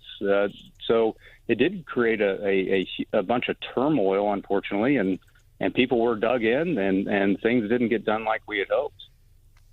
Senator, we appreciate your time, and thanks for joining us on Wake Up Columbia. 2 quick questions, one on the campaign itself and one on the district itself, which I want to talk a little bit about the history of the district. But in terms of the campaign, one of the issues that's being raised right now by Congressman Cleaver, who would be in a neighboring district from you, but you know him. He's a former mayor of Kansas City. He's on Twitter this morning. Congressman Cleaver is saying that because of what happened in the Texas shooting and other incidents, we need background checks, we need red flag laws, we must ban assault weapons. Do you agree or disagree with that, sir? That's total lunacy. I mean, we don't go after the law-abiding citizen because of an act of a crazy lunatic. What we need to be doing is ensuring that these schools become hard targets instead of soft targets. To think that we're going to go and start trampling on our Second Amendment for the false security that you're going to put a stop to a lunatic. I mean, it's already illegal to murder. It's already illegal to bring a firearm onto school grounds in Texas. yet these people that are insane and carrying out these atrocities, they don't care what the law states or says. So why would we enact policy that infringes on the law-abiding citizens' rights and not focus on making these hard targets? I sponsored in 2014 and is now law school protection officer that would allow school districts to put teachers, administrators through police academy training with firearms to where they have more firearms training than even law enforcement officers and become an undercover element to protect kids. Those are real, true solutions to ensure that we're able to, take on these wackos if in an unfortunate case they do attack our schools. I mean, just like we saw with Texas, it was a good guy with a gun that took out a bad guy with a gun. It wasn't, some red flag law or background check that put a stop to this. So let's adopt policy that actually works and how we're going to address these unfortunate cases and not these blanket approaches. And we appreciate your information on that. Quick follow-up on the history, and I appreciate your time of this district, because we've said, Branden said it, I've said it's absolutely true. This is a bright red district right now. It's actually going to get more red. But if you look at this district, and you know this from growing up there in Harrisonville, 34 years there was a Democratic congressman named Ike Skelton who represented essentially the same districts, changed a little bit. You had Harold Caskey. Our listeners may remember him from Butler. Jim Mathewson from over in Sedalia. Democrats up and down in the Missouri House and in the Missouri Senate in this very district. Now there are none. It's entirely Republican. That has happened within a period of about 10 years. What happened?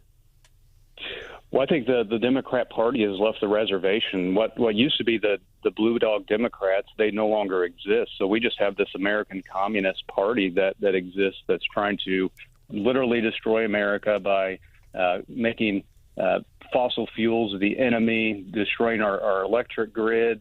We're having to have food shipped in from other countries to the United States of America. If that does not just outrage people, that's what this party has turned into. So now we have this transition to where the common sense, more blue dog type Democrats want nothing to do with that party.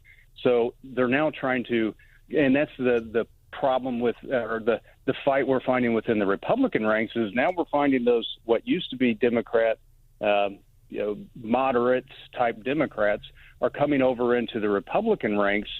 And now it's kind of watering down the Republican. And that is really the true dynamic shift that we're finding in Missouri. And that's where I see we're at. Yeah, and I think actually, Senator Brattin, I agree with you. And I think we're starting to see that to an extent on a national level, too. And I could point out several examples, but we're running out of time here. State Senator Rick Brattin running for the 4th Congressional District seat, as is Kalina Bruce, as is Taylor Burks, a bunch of other folks in that race. Bill Irwin is also in that race. Have you been? So obviously you enjoy great name recognition in your neck of the woods. Taylor Burks enjoys great name recognition here. We've got the TV guy from Kansas City who's just on our show last week, as most people around here refer to him. Have you come here in campaign, especially because you did vote in effect on the map, as did a lot of other people, because the map was approved. You voted in favor of the map that ended up splitting Boone County and kind of busting up Sarah Walsh's and Mr. Taylor Burke's district. Have you campaigned here since you voted to bust up Boone County? Well, actually, I didn't have the opportunity to vote on the now map. Okay. My daughter did you want that? No, I mean that was kind of the will of the body. I mean, okay. I know there's a lot of rhetoric saying that I abused my power and that sort of thing, but the map that passed and is now law and is now the map originated in the House, was amended in the House, came to the Senate. The floor leader of Boone County, the senator of Boone County, actually did a discharge petition to get it out of the Senate redistricting committee, unchanged, amended at all, and then voted to pass that. But that was the will of the body and the will of the redistricting committee in the House to split up Boone. And I believe even Sarah Walsh voted to do that as well. She did. And so you didn't vote. Your daughter was graduating that day. How cool is that? Let me ask you, did you watch the Blues game last night? And did you stay up and watch the entire incredible comeback by the St. Louis Blues against the Colorado Avalanche? I did not. No, I had an event, unfortunately. So no, I did not. I've seen on Facebook that it was quite the comeback. Yeah. Spoiler alert: the Blues win. What an incredible game! State Senator Rick Brattin running for the 4th Congressional District seat. Next time you come through this neck, through our area, please come by and say hello, so that folks here in Boone County can get to know you. Folks here in Callaway and Montauk counties can get to know you. Also. Anything else that you want to add before we let you go? No, just if folks want to become part of the team, go to rickbrattonforcongress.com. And we're looking to take back America and join the fight to restore America to sanity and to our constitutional republic that we are. So if you want that and are fighting for that, I'm your guy. So State Senator, thank you for having me on. Hey, you bet. Let us know, and we will look forward to seeing you again. Coming up just a few minutes from now here on 93.9 The Eagle and 93.9theeagle.com. I want to talk more about this story with Hannah. What a remarkable story. What's even more remarkable, Steph, she didn't share it with us. You would think amongst family, that's something you share. But very cool story for Hannah, the producer, this week. I did share. It just took a couple days. It took a while. I was in no hurry. By the way, we're starting to get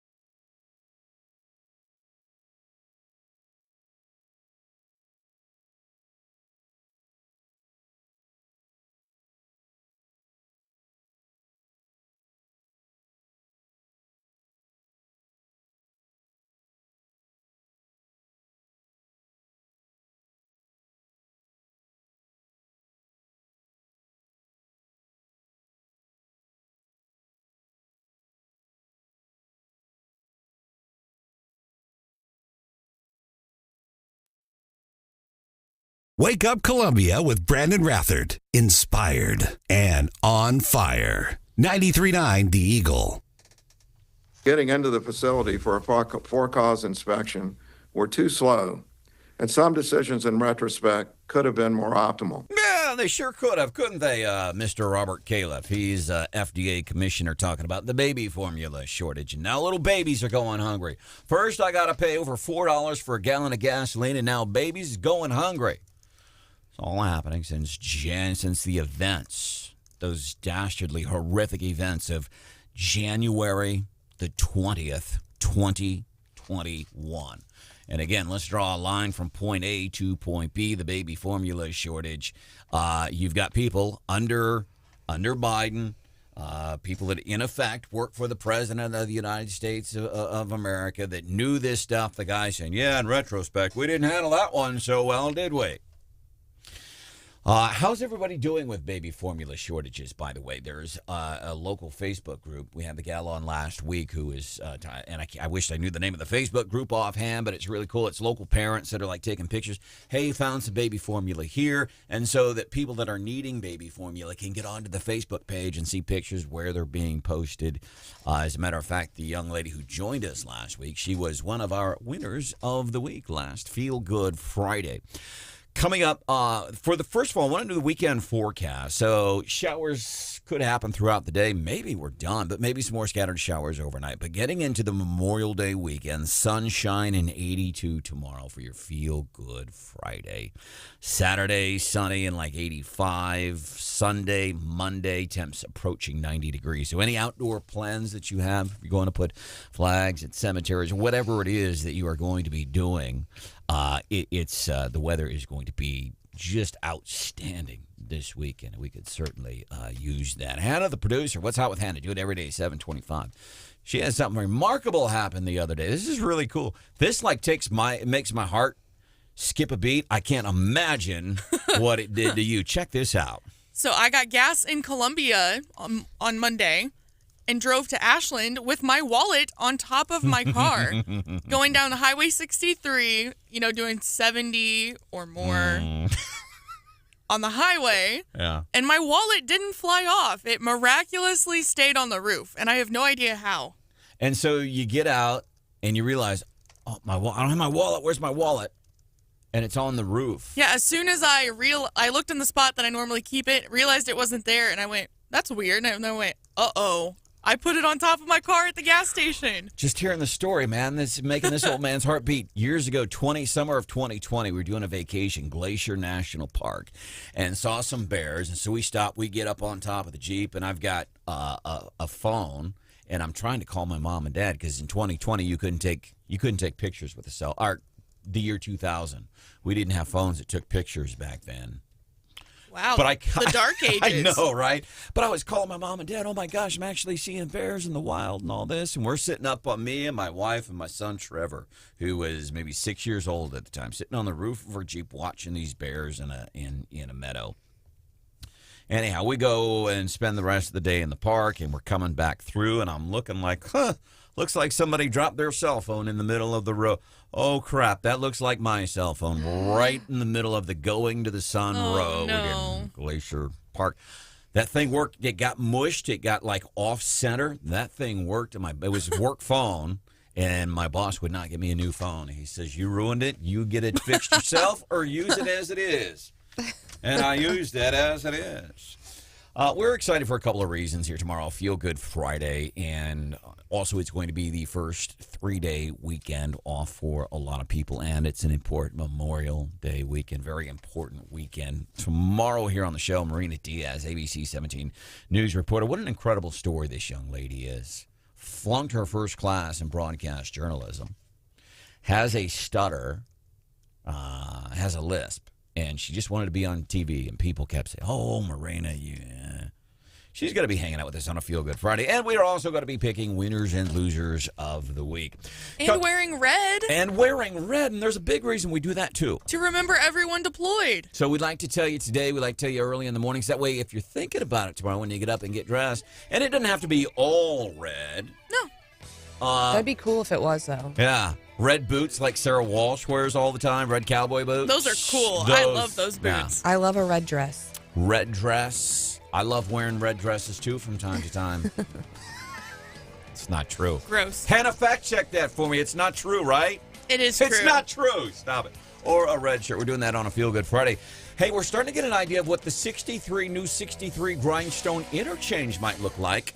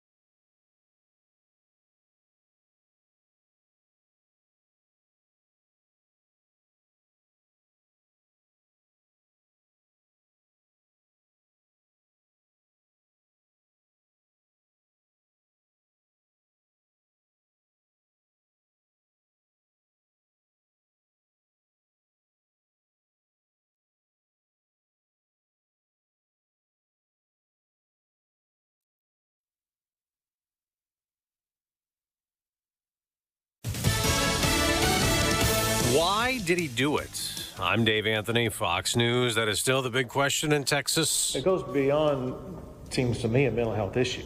I mean, that is the sheer face of evil itself. Governor Greg Abbott, as investigators go through the Uvalde school shooter's online post from Instagram to Facebook, where he sent someone a private message that he was going to shoot his grandmother shortly before he did, and that he was going to the school where he murdered 19 kids and 2 teachers. There was a candlelight vigil last night.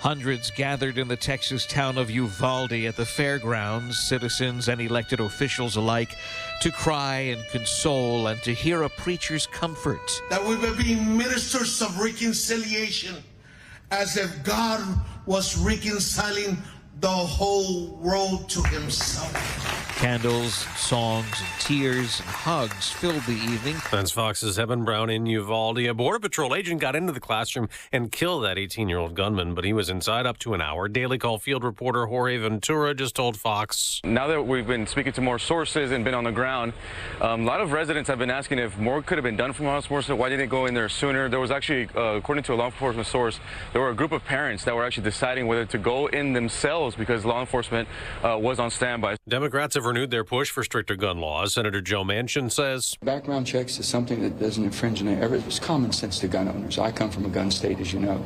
It's common sense. Many Republicans want the focus to be on mental health as COVID cases rise back up. The White House is making a COVID antiviral drug available at testing sites. The first one opens today in Rhode Island, with more to come in Massachusetts and New York City. Fox's Tanya J. Powers. One note on that drug, Paxlovid. The CDC says if COVID symptoms return again after taking it, patients should isolate. Amid a baby formula shortage, a second plane load from overseas landed in Virginia, 60 more tons of specialty formula. America's listening to Fox News. Life is about being active. Whether it's about going on your daily tasks or exercising, you know you're well when you're regularly active. But what happens when being active actually hurts by the end of the day? This is the position I found myself in a number of years ago. Everything I wanted to do in my daily life, all of the activity it called for, was held captive adaptive to almost constant nagging pain. When I heard about Relief Factor, I was skeptical, but my wife said, give it a chance. Not long after I took it, I could feel the pain begin to melt away, and I've been taking it ever since. And I can tell you that Relief Factor has helped me get my life back. I love that it's not a drug, but it was developed by doctors, and about 70% of the people who try it go on to order more. Your first step to becoming pain-free just might be ordering a 3-week quick start for only $19.95. Go to ReliefFactor.com or call 800-4RELIEF, 800-4RELIEF, or ReliefFactor.com. Find out all about this offer and feel the difference.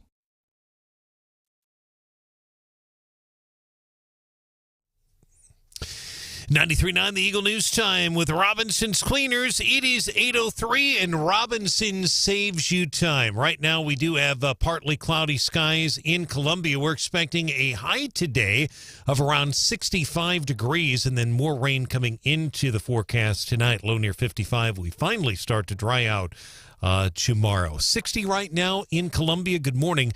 Here's some of the stories we are working on for you on this busy Thursday morning. I-70 and Highway 63, both lanes of eastbound I-70 are now reopened. Authorities are still on scene working to remove that tractor trailer that caught on fire. They're going to have to get that off the highway. It is off the highway. It's on the side of the road right now. But again, outside of that, everything is normal in that location. Both lanes in both directions were shut down briefly for a time this morning as smoke was billowing from the truck that was on fire. No serious injuries reported. A Columbia man is jailed without bond this morning. He is charged with numerous sex crimes against children. 47-year-old James Cecil Bennett was arrested in Chicago, Cook County, Illinois, extradited back to Missouri. I was at the courthouse yesterday when Bennett appeared in court via video. He waived arraignment. He appeared before Judge Brooke Jacobs along with his attorney, Andrew Popplewell. Bennett is charged with 7 felonies. He is accused of molesting a 6- and a 7-year-old. Now, the Columbia Police Department's probable cause statement quotes one victim as telling police that Bennett told him if he told anyone that James would allegedly kill their mother and then kill them. Bennett is also accused of burning one of the children with a hot metal spoon several times, as well as punching, kicking, and slapping the children. Bennett's attorney wants a bond reduction. They have also filed a motion to dismiss. The prosecution is opposed to that. Bennett will be back in a courtroom next week. They are doing a bond investigation right now, but as of this morning, no bond. He is jailed without bond, Boone County.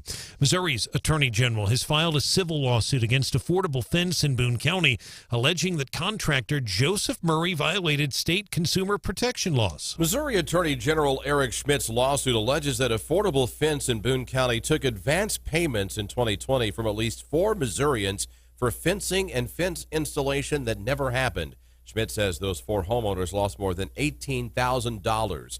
Anyone who believes they've been a victim of a construction scam should file a complaint with the Attorney General's office. Don Luzader, 93.9 The Eagle. A congresswoman who represents Columbia on Capitol Hill supports a plan to arm guards in schools. Harrisonville GOP Congresswoman Vicky Hartzler, who is running for the U.S. Senate, spoke to KSDK television in St. Louis. Meantime, Congressman Emanuel Cleaver, who represents part of our listening area in Saline County and Marshall, is saying that thoughts and prayers won't cut it regarding gun violence and school shootings. Congressman Cleaver calling for background checks. He wants red flag laws and assault weapons ban as well. We had a live interview with State Senator Rick Brattin, who is running for the GOP nomination in the 4th Congressional District. He refers to Cleaver's proposal here as, quote, this is a direct quote, as lunacy. End of quote. Former County Clerk Taylor Burks will be moving from Ashland to northern Boone County, so his residence is located in west central Missouri's new 4th District. Burks is seeking the 4th GOP nomination. He says these district boundaries have changed because of dysfunction in the Missouri Senate. I've temporarily relocated my residence, already moved my voter registration, and then family, I'm not going to drag the boys out of school mid-year. You can hear our full Wake Up Columbia interview with Mr. Burks on our website. It's 93.9theeagle.com. com. And as we speak right now, Columbia City Council members, City Manager DeCarlin Seawood, and most department heads are on their way to a 2-day retreat at the Lake of the Ozarks. They left City Hall a little after 7 o'clock this morning. Some of them are carpooling. Some are driving by themselves. Mayor Barbara Buffalo says one of the main goals is to improve communication and relationships between the staff and the council. She says, how can they best inform us, being the city council and staff, on where there are opportunities for improvement and where they need help or direction. Council members also will share information about their respective wards today. They'll have small group discussions. The retreat being held at Camdenton's Old Kinderhook. They will not be voting. They will not be talking about roll carts. I did confirm that. This is more about communication and strengthening relationships between the staff and the council. Our news is brought to you this morning by Anderson Windows, Kansas City and Central Missouri. 93.9 The Eagle News Time is 8:07.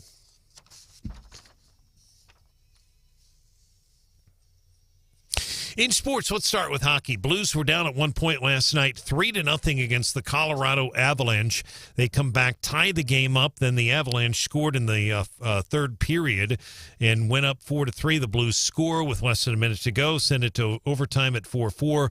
They win it in overtime. Bozak, an amazing job there in overtime, winning it for St. Louis 5-4. So the Avalanche are still up 3-2. Game 6 is tomorrow night, Enterprise Center in St. Louis. It's going to be a raucous atmosphere, to say the least. Traffic will be heavy because the Cardinals are playing the Brewers just a few blocks away, and then this hockey playoff game for all the marbles tomorrow night. 7 o'clock, the puck will drop tomorrow in downtown St. Louis. No baseball last night for the Cardinals nor the Royals. Cardinals and Brewers tonight, 6:45, right here on 93.9 The Eagle. Uncle Charlie on the mound, Adam Wainwright, and then the Royals taking on the Twins at the Target Field there in Minneapolis. Almost said the Hubert H. Humphrey Metrodome, but that is no longer where they play the games. Our news time, 8:09.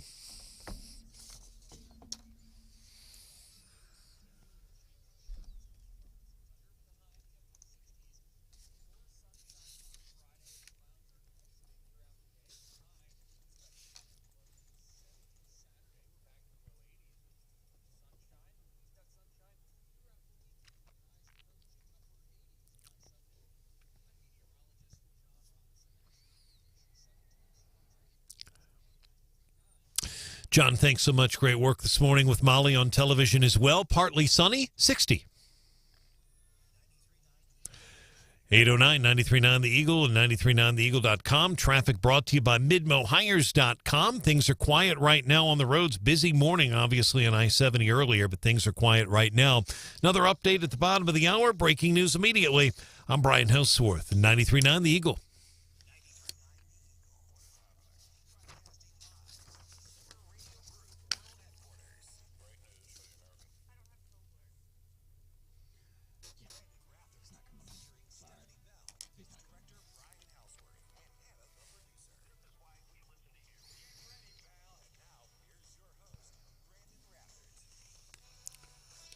Sit down. You're out of line and an embarrassment. It was after El Paso. Sit down and don't play. Stop the next shooting is right now, and you are doing nothing. No, please forgive me. This isn't the place to talk this over. Beto O'Rourke, he used to be known as, Robert Francis, but culturally appropriated. This guy who pretends to be a Democrat, he's run for office, and now running against the Texas governor. Everybody knows his name is, Robert Francis or something, but wanted to sound more Hispanic. So he culturally appropriated and changed it, Beto.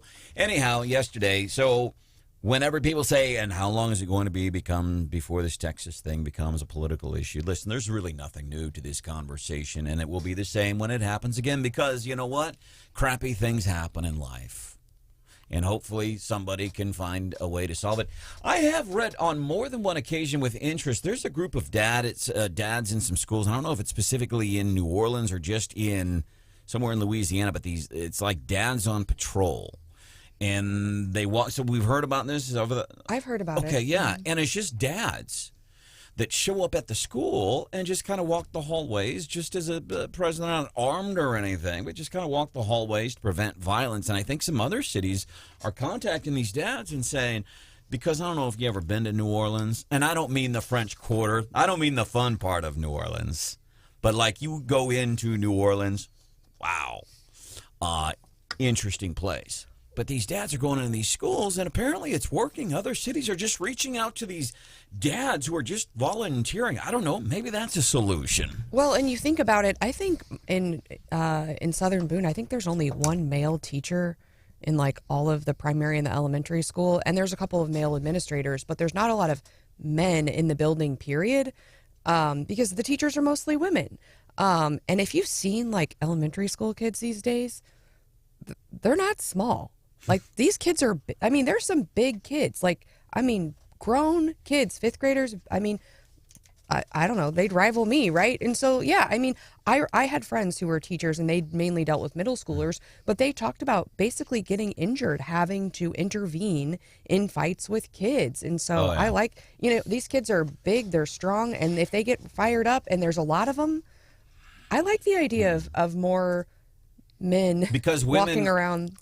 See what you just said there. I'm really deeply offended by just about everything you've just said there, Stephanie. Number one, apparently we have a problem in the Southern Boone School District if we don't have equity with a number of male teachers as we do to female teachers. I'm offended by that. And then for the implication that females are not as strong as men in dealing with physical violence. I'm triggered by this, Stephanie. You should be triggered. I mean, it's sad that we have to even have the conversation, but Dad's on patrol. I like it. And a lot of people have kind of suggested, like, let's get some veteran, like retired veterans or retired military, retired police, whatever, involved, you know, for people who would want to come and help out at schools. Again, though, I mean, I don't know.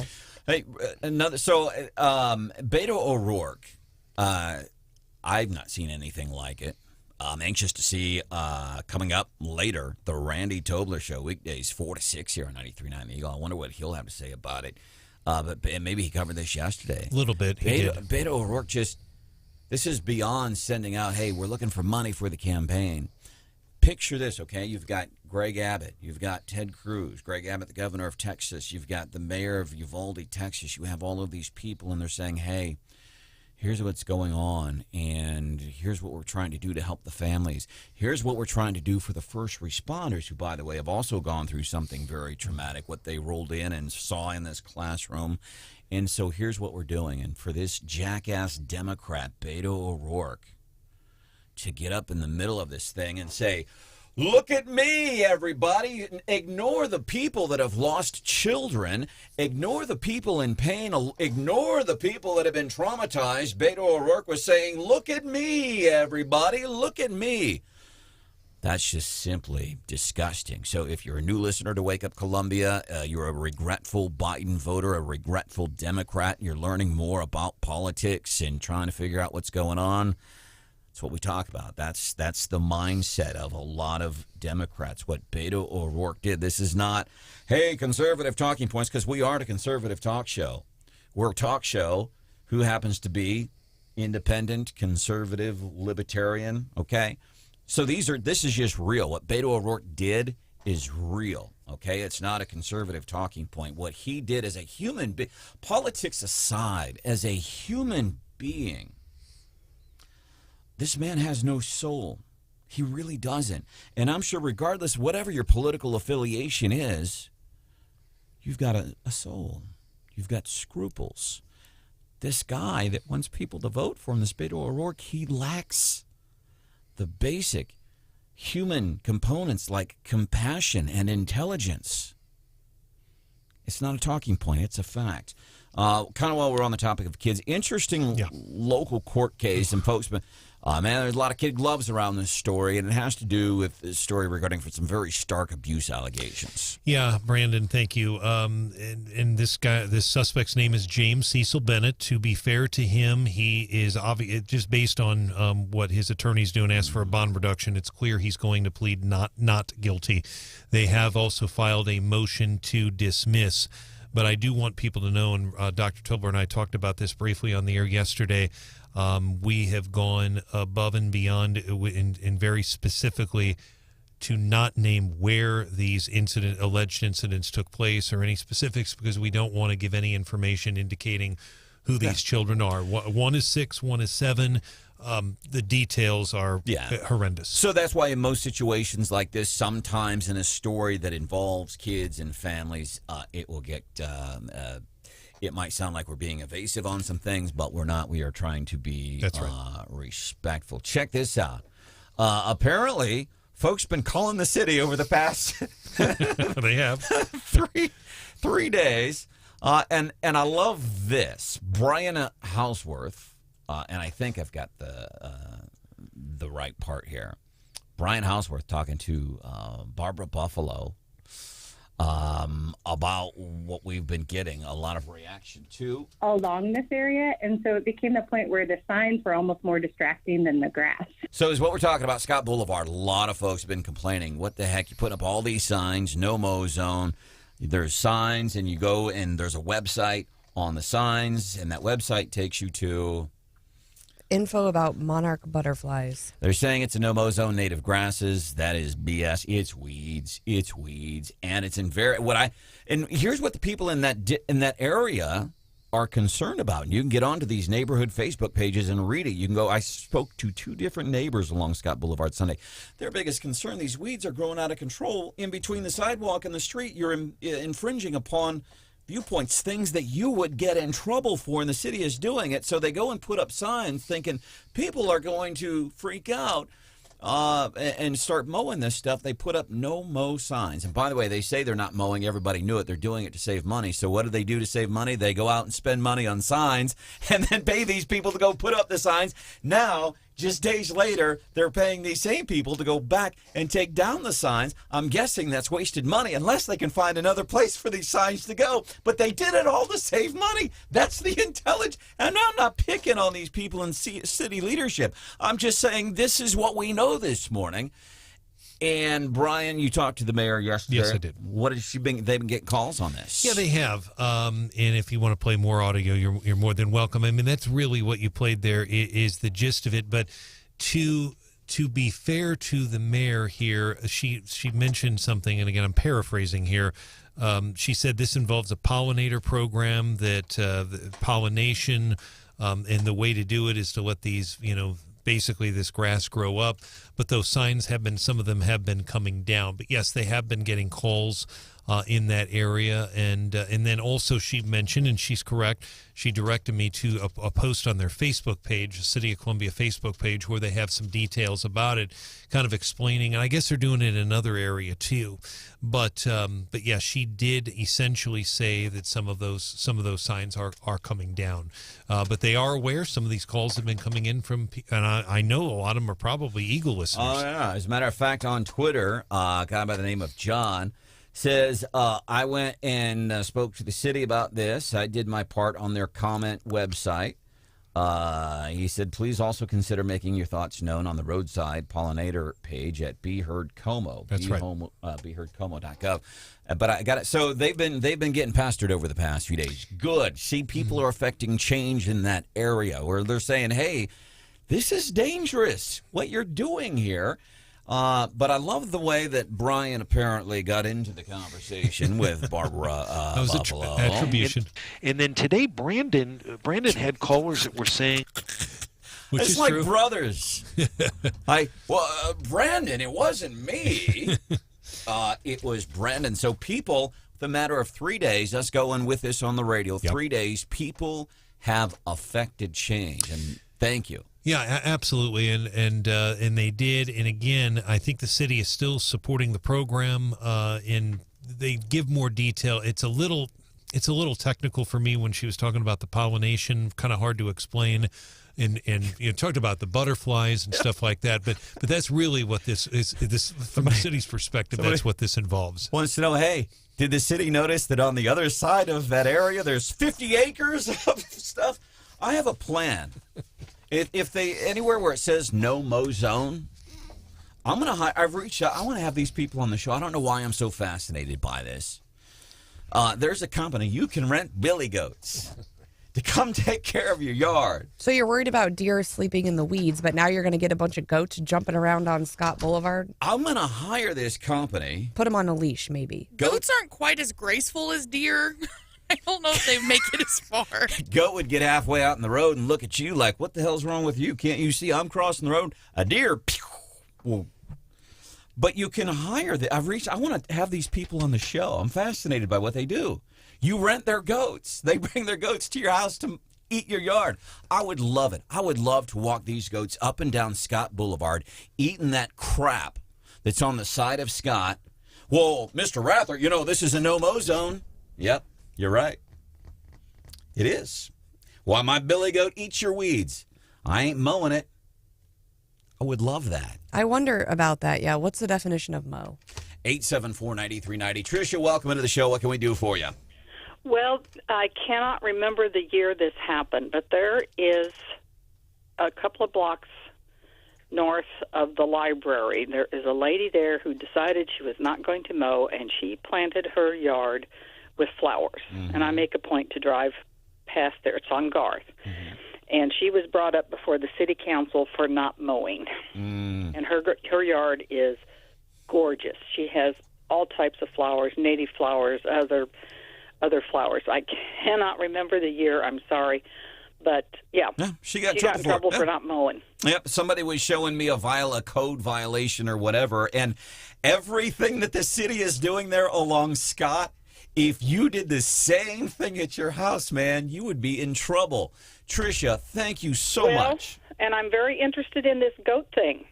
Me too. I want to have these people on the show. You just rent some goats. And I say, Tricia, you and I will hang out a little bit. We'll rent us some billy goats, maybe knock back a few beers. For me, it would have to be root beers because I don't drink beers. And then you and I will walk up and down Scott Boulevard with these billy goats on leashes with cans of Logboat Snapper in our hands while the goats eat that crap there on Scott Boulevard. What do you think? And you can get different types of goats, and they are... I've raised goats in my past when I was on the farm. Yeah. I say we do it. Tricia, thank you so much. You have a great day. Coming up, Morning Bell, business news, that little twist. But first, if we have them on the show, can we please ask them to bring the goats in, please? I know. I've thought about that. You guys know how I feel about animals. Exactly. That's just an added bonus. Did I ever tell you the story about the very first and, come to think of it, very last time I ever had animals here on the show? Yes. Yeah, it didn't go well. Morning Bell, business news, that little twist, only Stephanie Bell. Coming up a few minutes from now, what do you have for us? You asked Professor Hedlund whether there was any hope. Well, there is some hope for people working at this company about the economy. That's coming up. Morning Bell with Stephanie Bell about 5 minutes from now here on 93.9 The Eagle. Hodges Roofing and Siding. This guy's like a serial roofer, and that's not a bad thing. It might sound like a negative connotation. Let me tell you about Greg Hodges. He believes in second chances for your roofing or your siding. So everybody knows they've gotten their head around, hey, when it comes to roofing, Hodges Roofing and Siding is it. But remember, they do the siding too. Imagine this. You're coming home every day, and because you've got new siding on your house from Hodges Roofing and Siding, it's like coming home. It's like, when you get a haircut, you get your hair did, you know how good you look. Yeah, you get new wheels on your car, and it really enhances the look of your car. It's the same thing when you get siding from Hodges Roofing and Siding. Hodges Roofing and Siding. It can just do wonders for your home. And right now, as Stephanie was alluding to, man, all these things are expensive. Try buying a house right now. Or instead of that, try calling Greg Hodges at Hodges Roofing and Siding and ask about some new siding. Hodges Roofing and Siding.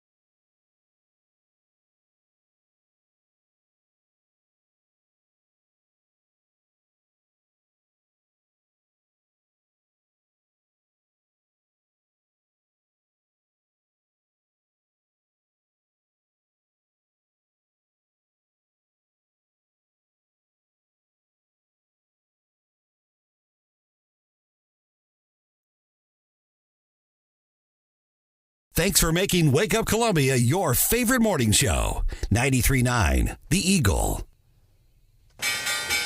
Morning, it's 8:29, time for the Morning Bell with Stephanie Bell. Business news with that little twist that only Stephanie Bell can give you. Well, our local library workers are unionizing because they want higher pay, but Apple is getting out in front of this and said they're going to boost pay for workers for rising inflation because to push up their hourly prices, but also based on the fact that, tight labor market and no one wants to work. So anyway, $22 an hour is the new pay for Apple. But they're trying to get out ahead of rumors that more Apple people want to unionize.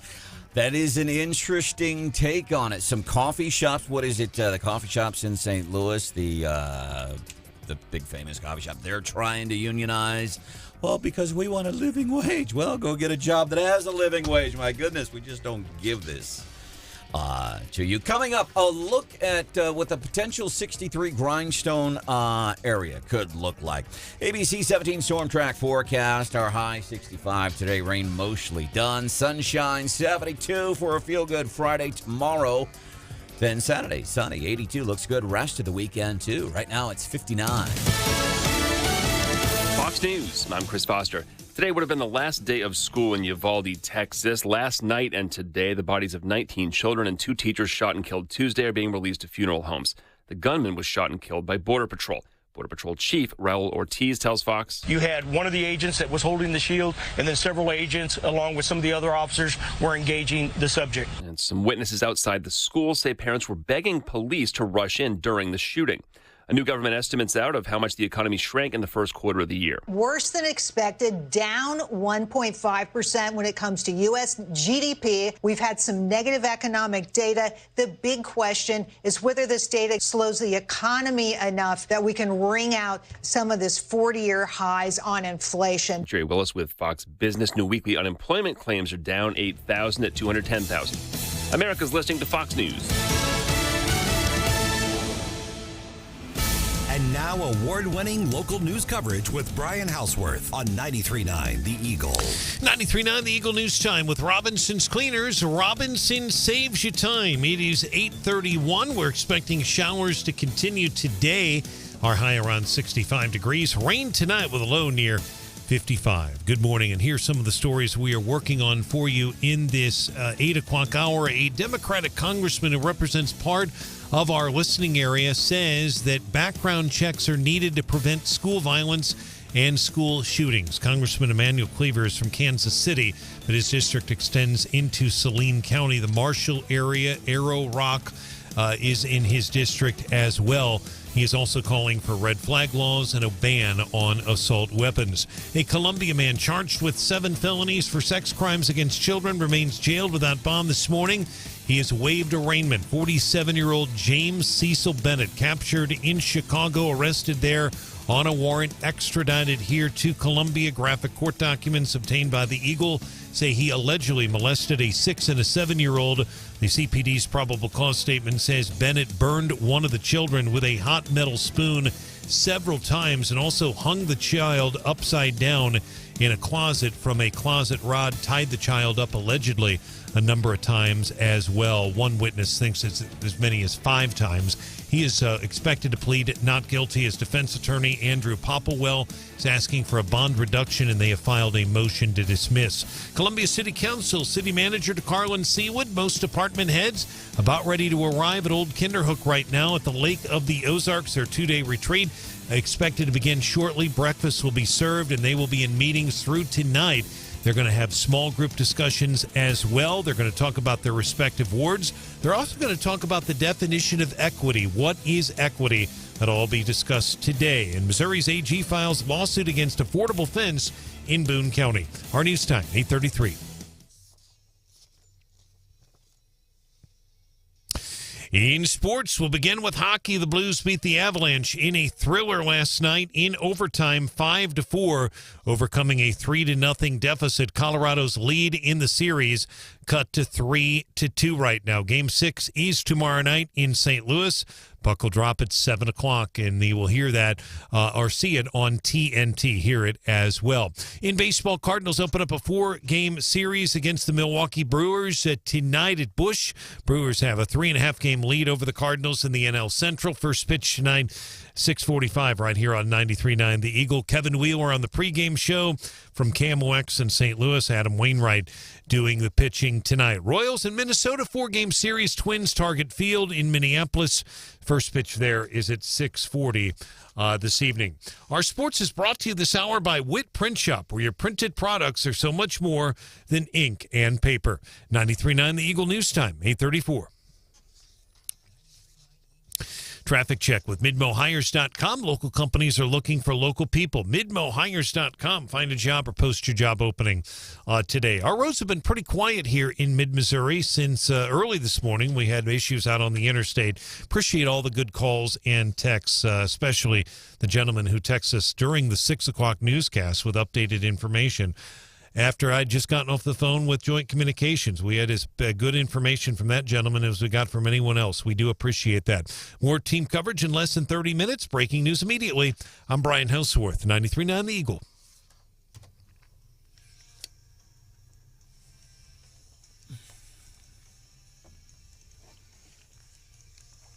The radio station 93.9 The Eagle. The show Wake Up Columbia with Branden Rathert, Stephanie Bell, Brian Hauswirth, and Hannah the producer, giving you news, analysis, and opinion.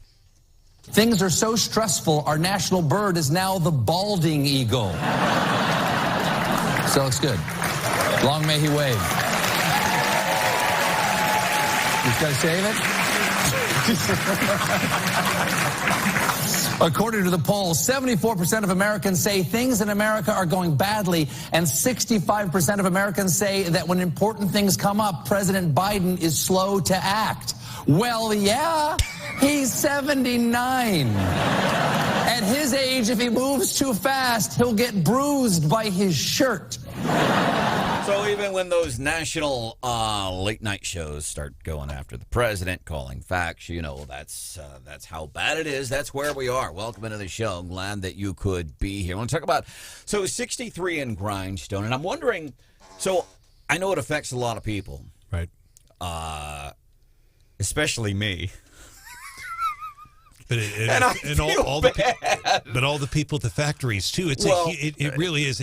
But when it affects you as a person, it's gonna seem bigger. But it is a huge deal. And it also affects anybody coming down Grindstone eastbound, 5 o'clock, trying to get onto 63 northbound. What a monumental disaster that is. Want to get into that, but first, one of the things we've been really big on recently, trying to explain how when these things happen, why it matters, what happens, and so we've been trying to explain it, like drawing the line from point A to point B, because we have so many new listeners to Wake Up Columbia here on 93.9 The Eagle.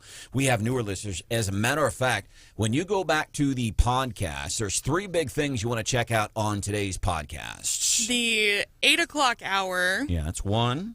Oh, the 6 o'clock hour. Yes. And the 7 o'clock hour. Yes, those are the 3 big things you want to check out on the podcast, wherever you get your podcast from.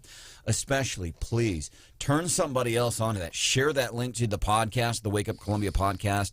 We had a phone call 7:15 this morning. This 30-year-old mom, newer listener to Wake Up Columbia, getting involved in politics. She relates a great conversation she had with her 5-year-old kid about the events that happened in Texas, but more importantly, why now at the age of 30, she's checking out Wake Up Columbia and checking out, it's not about checking us out, but getting her head around, okay, how do these things matter? What does this mean?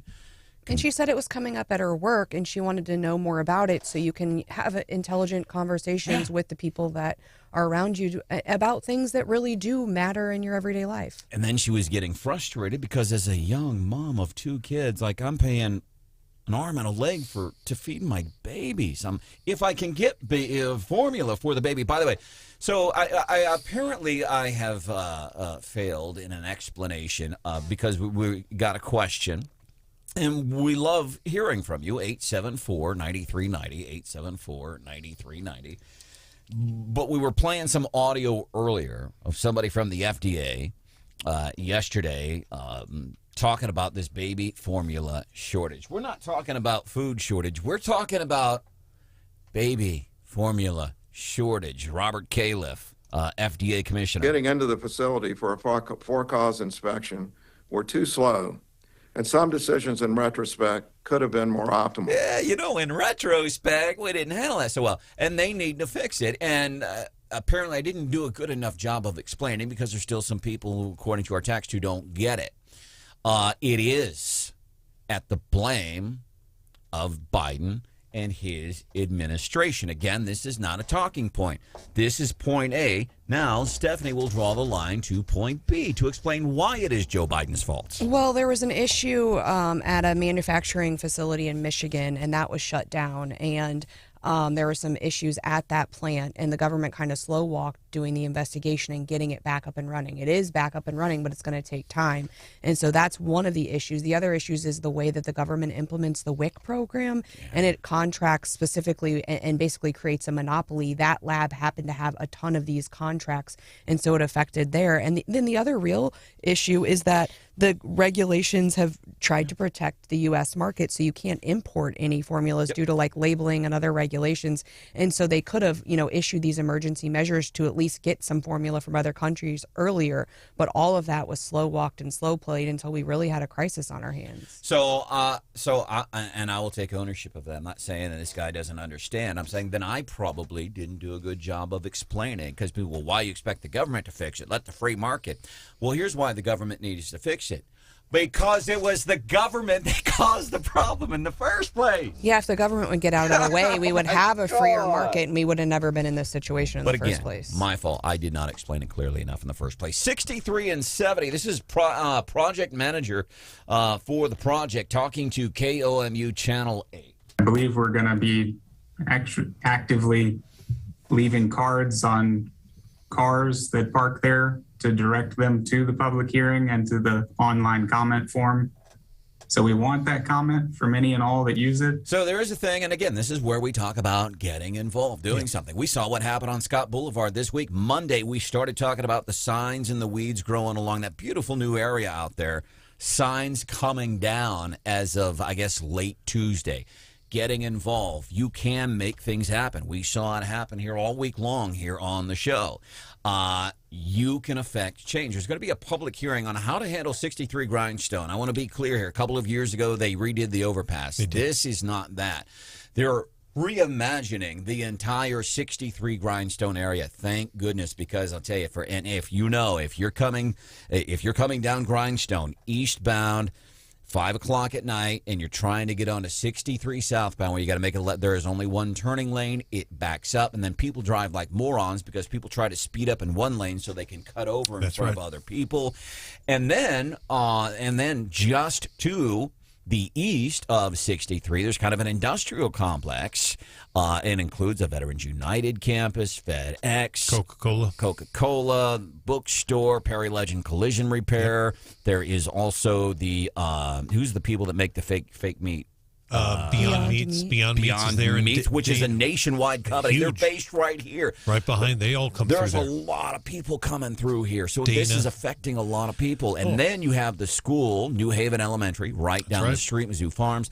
But I'm thinking especially those people coming home 5 o'clock at night, Grindstone, eastbound, trying to get onto 63, northbound, I should say. That is... Whoa. Oh, it's horrible. There's no question about it. For people who have not been in there and have seen it, it's just it's gotten worse and worse and worse. So, a couple of very quick points, Brandon. Number one, you can submit online testimony. The website is modot.org/63AC interchange. That is the website. They encourage people to do that. Public hearing will be, and really it's an open house style meeting as opposed to a public hearing, but that's officially what they're calling it. And you can give your feedback to MoDOT. They want to hear what people have to say. But I think the biggest thing that I'm going to explain this very quickly as best I can. The biggest thing people should do is take a look at the website I just gave.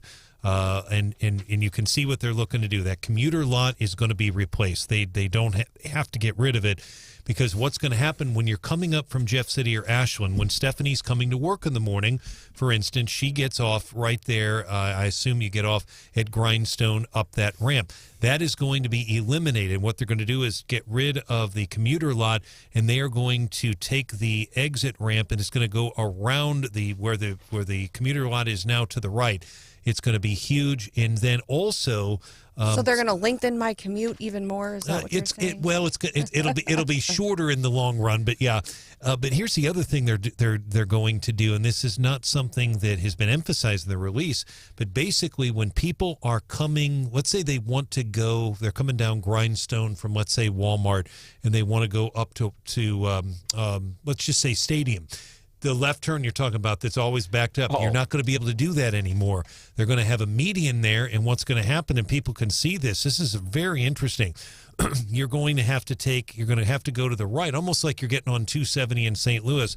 It's called a loop ramp. This is a huge. I'm a little surprised. The project is $8 to $9 million with all this work. I think that seems low, but that's a big deal, and that's what they're looking to do. And I encourage people to take a look at that. But the commuter lot, it's gone. It's going to go. There's no way they can do this with keeping that there. They don't know if they'll be able to do a commuter lot, but I was out there the other day. It was so full of trash. It's also full of cars, though. A lot of people use that commuter lot. Have they talked about relocating it somewhere else? Well, and that is in the frequently asked questions. They do mention this briefly because people have asked that question. They say they have to do. I mean, there's no doubt. There's no way to do the project. Here's what they say. We're currently evaluating possibilities, but they have not identified a space for its relocation. There's nowhere anywhere near there right now that I can see on that map you could fit that. As a matter of fact, I was chatting with guy Chad Muller, Veterans United, trying to get a count of how many people are at the Veterans United campus here. So it's just interesting, but here you have a chance, and I hope for the benefit of the people that are back in the school area. So 3 o'clock or whatever time New Haven Elementary gets out, and then the school buses, and then the parents, and then the people trying to come out of this industrial area that sits just east of 63 off of Grindstone. I'm excited. I'm excited that this will be something that hopefully will ease a lot of concerns. Man, you've worked hard all day at work, right? Yeah. And you've had a day, and now you're going to go home and you're going to spend time with the family and the spouse, but first you got to sit in this traffic that gets all kinds of jacked up. I'm excited. And the last point I'd make, Brandon, you were here and right with me when we were covering this in February. That area is bad as it is. When we were here for the February snowstorms and the ice, it even made it more. There were a lot of cars that just got stuck in the ice because they had nowhere to go. 2 questions. Rob wants to know, why is so much money being dropped into the south side of Columbia, but yet 7063 interchange has been a cluster for years? Recently, I don't know how long ago it was, but completely redid that. I think because right now it's a bigger issue, really, because people are moving to the southern parts of Columbia, specifically southwest Columbia. That's right. So it's changing traffic patterns, Rob, to answer your question, and that's why they're like, hey, all of a sudden we're getting more traffic usage here. Now we've got to do something with the addition. By the way, they continue to build in this industrial area off of 63. They've put in Missouri Public Utilities Association, the fake meat people.